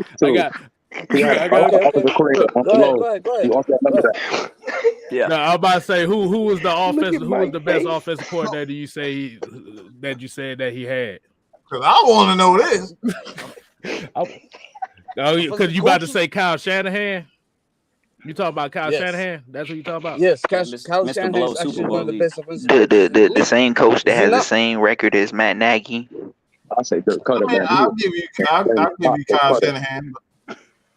But even with Kyle Shanahan, like you said, Matt Ryan is the only MVP guy that he's coached. Offensive K-Styles, put that record up again. Okay. Let's. You guys believe Matt Ryan is a winner? I don't see how you can say that he's not a winner because it's not like our defense is out here closing out games. But you gotta remember what he said. He said he started watching in 2010. 2010. Hold on. Let him talk. Hold on. Go. Hold on. Yeah. I'm gonna let you talk. I'm gonna let you. Yeah. Go ahead. So literally, when I look all the quarterbacks that are winners, I see them how they close the games, how they literally call audible plays when it comes to four quarters, how they actually like lead their team to win. And I don't see that on Matt Ryan. I never seen on Matt Ryan. Actually, all I see is Matt Ryan when it comes to decision making, when it comes to like literally the time to like make a good decision. I seen him panic. I seen him act like a rookie quarterback. I seen him not taking the lead. He doesn't lead the team. He's not that quarterback to lead the Falcons. You guys gotta have that winning mentality. He doesn't do all these things. He never does that. So what is your game plan? So I'm gonna ask you. So what is your game plan to build this team? Okay, so if Matt Ryan, so we get rid of Matt Ryan, right? We're gonna go ahead and get rid of him. Yeah. Okay, so that's gonna be a $40 million dead cap hit. So that's what you're gonna pay for him to get rid of him, right? So what is your game plan on how you can turn this team around? Okay, this team literally is not just Matt Ryan right now. This team literally is fucked up. This team right now is not the answer is not Matt Ryan right now to get rid of Matt Ryan. This team is beyond fucked up on that. This team doesn't have this team is way more fucked up than getting rid of Matt Ryan. If we get rid of Matt Ryan right now, we fucked up more than having Matt Ryan. We're gonna be way more sorry than having Matt Ryan. We're gonna be fucked up. But you just said he wasn't it because he wasn't a winner. He's not the right quarterback to lead the team. I'm talking about beyond before, right? You contradicting yourself, though. Hold on. Let him finish. Go ahead, Don. Look. You guys actually gave way too much credit on Matt Ryan because most of the games that Matt Ryan came back on fourth quarter, just won those games. Matt Ryan, the kicker. Every time Matt Ryan, who gets him in the field goal position? No, Matt, because he fucked up because he couldn't finish the game against the Saints. Don, let me add this point real quick. Well, against the Saints, that wasn't the comeback, man. Matt Ryan has a lead for Matt Ryan won so much games. Real Falcon fan know this. I swear to God, Matt Ryan won every game for us. How did Tom Brady win his first 2 Super Bowls? No. Yeah. How did Tom Brady win most of his games in his career? For real, that's a fact. That's a fact. Cool. How did he win the 2018 Super Bowl? So Michelle. Okay, look. But I'm saying, I gave him way too much credit for those 4 quarter comebacks. Well, look at it like this. Did his job on those drops. Bro. Tom Brady only has 12 more game-winning drives than Matt Ryan, and he's been in the league about 7 more years. So if you're gonna sit here and say this about Tom Brady, you got to give Matt his credit too. I told you before. I was Matt Ryan fan before I actually understood this guy's not a winner. I'm a Falcon fan since 2010. So who wins his games? You saying it's the kicker? 2010. No. I'm talking about his comebacks. How when Falcons fans be like, "Oh, Matt Ryan have the most 4 quarter comebacks." You guys don't give credit on Matt Ryan. Matt Ryan did the job. Wait, Matt Ryan. I'm lost. That's just the game. Brian, the kicker. I'm trying to figure something out. I'm trying to figure something out because if the energy, I'm lost. Hold on, let me see. Because if the energy goes to that like that, when you say, okay, we know about Matt Ryan and his field goal kick, nobody took no credit away from him. We know what Matt Ryan do. No. No. Let me finish. So if you got that kind of energy towards Matt Ryan and saying, okay, his 4th quarter comebacks is predicated to kickers, to Matt Bryant, you got to have the same energy for all quarterbacks that make comebacks. That's a fact. Like I said, let me use an example. Everybody loves Lamar Jackson, but how many times has Justin Tucker done kicked field goals to win games for him? Yes. You got a point. You got a point. But that's all I'm saying. Like I said, now if you would say, okay, Matt Ryan has underachieved as far as what he's had, See, that's an argument that you can make because, like I said, it's understandable. But when you start putting stuff out like that and coming up with all these other things on the I think discredit, you made a great point. You made a great point. I think I overstepped that point. I give Matt Ryan, like I said, don't forget this. I'm good, but I'm Matt Ryan fan. As a Falcon fan, I show him. I'm not here. Like I said, I haven't witnessed the history Michael Vick made. I'm Matt Ryan fan. This is how I became a Falcons fan. So don't get rid of that. I feel like you guys gave way too much credit for those full quarter comebacks. The points mostly Falcon fans make when they debating for Matt Ryan, they be like, "Oh, he have the most full quarter comeback." Then they never bring Matt Ryan back. Matt Ryan on the point. Since I watch every game, I've seen Matt Ryan did not close the game. Then all of a sudden, he makes a couple plays. Then Matt Ryan wins the game for us. I'm aligned with you. I just feel like that don't make sense. Those games. It's a team sport. It's a team sport. Look, this another game. That's another point. Falcons fans they be like team sport. Hold on. Yeah. Go and finish what you just said, man. It's a team sport. Of course, it's a team sport. Let's not say Matt Ryan needs the best offensive line, best defense, best running back, best wide receiver. That's another point Falcon fan been bringing. It's not like that. We watch football, we watch NFL, we see a real quarterback make plays, audible plays, make these decisions to win a game. Yeah. Another example. We've seen when the Eagles won the full quarter when they won the Super Bowl, when Nick Foles made that decision to go to make that decision to make that play. I know you guys, Man, they were running RPOs all game. And plus, even with that, plus even with Nick Foles, why did they trade Nick Foles the following year? Well, not the following year, but the year after that. Nick Foles right at Whole Foods right now. Where's Nick Foles? Who do you consider a real quarterback? That's what I'm saying. A real quarterback. Who? What's a real quarterback? Like, I got to know your standards. Yeah. Because there's 11 guys in football. This shit is not NBA. There's not one guy to take over the game. This shit is not NBA. Crazy. Do you not remember that Seahawks game against the Legion? He went off now. Nobody brings up Adam Vinatieri say Adam Vinatieri helped Tom Brady win. No, it's a team sport. Yeah. Like I said, that's why we always say simple. Every player is important on that field, no matter what position. A quarterback is only as good as the people around him. Well, that's what we have been preaching, bro. Look at David Tyree. David Tyree had one of the best catches in probably history. You think people bring up David Tyree and that Eli Manning Super Bowl shit? No. Yeah. No. Yeah. Come on, simple, bro. But look, quarterback. Let's not forget quarterback's the best. Hold on. Go ahead, Don. Keep going. Wait, what about to say? Yeah, of course. Let's not. Quarterback's the main player for the whole football team. Is it not?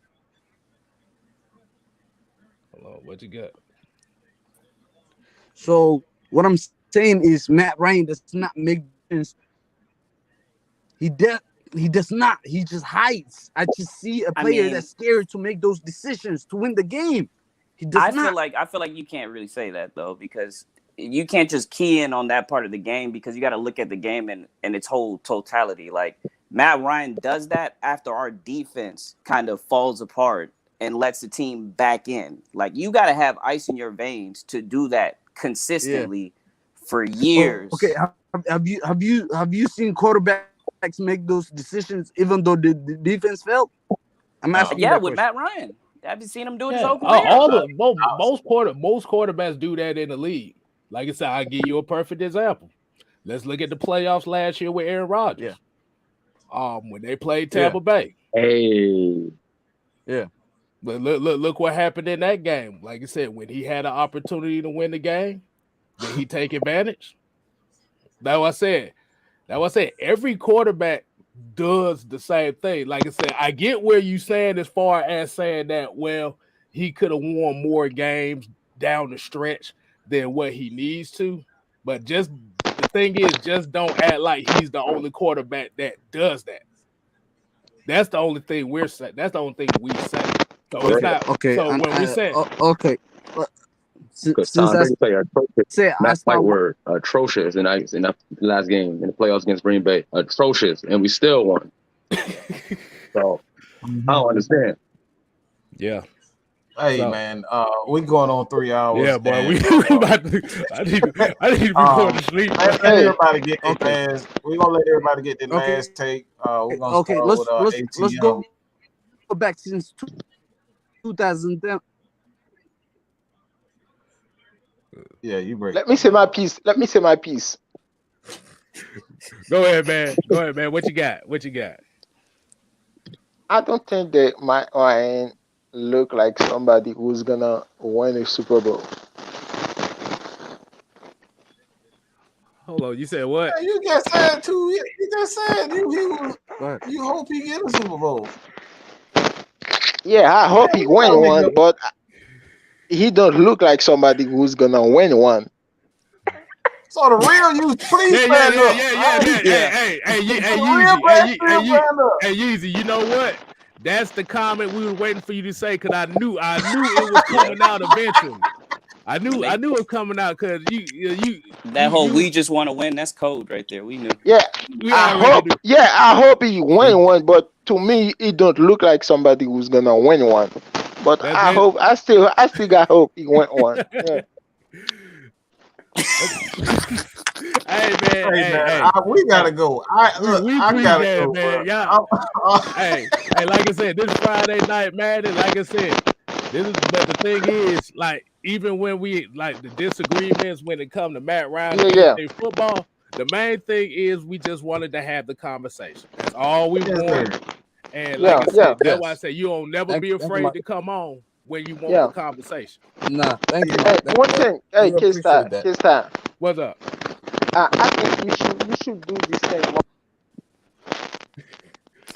That's what Friday Night Mad is. We only do the call-ins on Fridays because, like I said, this is what Friday is. Everybody wants to be entertained, and like I said, these conversations are very entertaining because you get perspectives from different sides. Yeah. Like I said, that's why I say it's a lot easier to say it on camera than sitting here typing it in the chat. It'll save Yeah. This is why I be spamming y'all because y'all don't read comments. Hey, I have one more question. Go ahead. One more. Go ahead. Do you guys think Matt Ryan will last if he was any other extendary other than white? If he was brown, fucking let's just say yellow, black. If he was one of these another, if he wasn't white, other than no other, if he was Chinese, let's just say he was Chinese. I'm not even gonna bring black. You think he will still be in the Falcons? If he playing the career that he's had, yeah, exactly. Like Same creed he just had. Same creed. 2010 playoffs, 2012 playoffs, 2013 playoffs. I gotta go. We didn't even make it to the playoffs in 2013. What are you talking about? No. I mean, he's 16. I mean, I think he means 16. Yeah. But like I said, you have to look at it like this. Like I said, you got a quarterback that's only missed 3 games his entire career, where most of the average quarterbacks done missed at least a season. So you got the availability. So it don't matter what color he is, regardless. Like I said, if he had the same career, we'll be saying the same thing. Same creed, same stats, same everything. Same every losing Let me just say this. Exactly. You know, same everything. Same everything. Hold on. Let me say this before y'all go. Let me say this. You know who hit Matt Ryan the most? Colin Coward. That dude on FS1. Colin Coward. Oh my This God, dude just none of them hit got my Nick line. White. None All of right, them got none of them. I'm sorry. Hey We man, hey, we we gonna have to kind of cut it short because I gotta get yeah, up to go to work in the morning. I feel like we Yeah, hey man, we appreciate everybody for joining, man.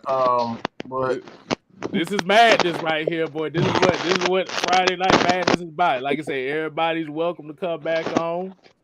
Like I said, this is how we want it. Nobody was disrespectful to each other. Hey, this is how we do it. So, like I said, y'all come in. Like I said, you want to finish your discussion on next Friday's show? Hey, Hell you're yeah. welcome to come in. Hell yeah. Hey, so like I said, definitely we appreciate everybody tuning in tonight. Like I said, AFN, we ain't here to play, we here to stay. Y'all already know the rest. I'm a little You too ain't tired gotta to do go it. home, You ain't gotta yeah, go like Go home. Falcons. Go Falcons. Go Falcons. but Go you Falcons. gotta get the hell up Falcons out for of life. here. Deuces. Dude. I gotta go work in the morning. Y'all ass is crazy. Y'all What? had me down.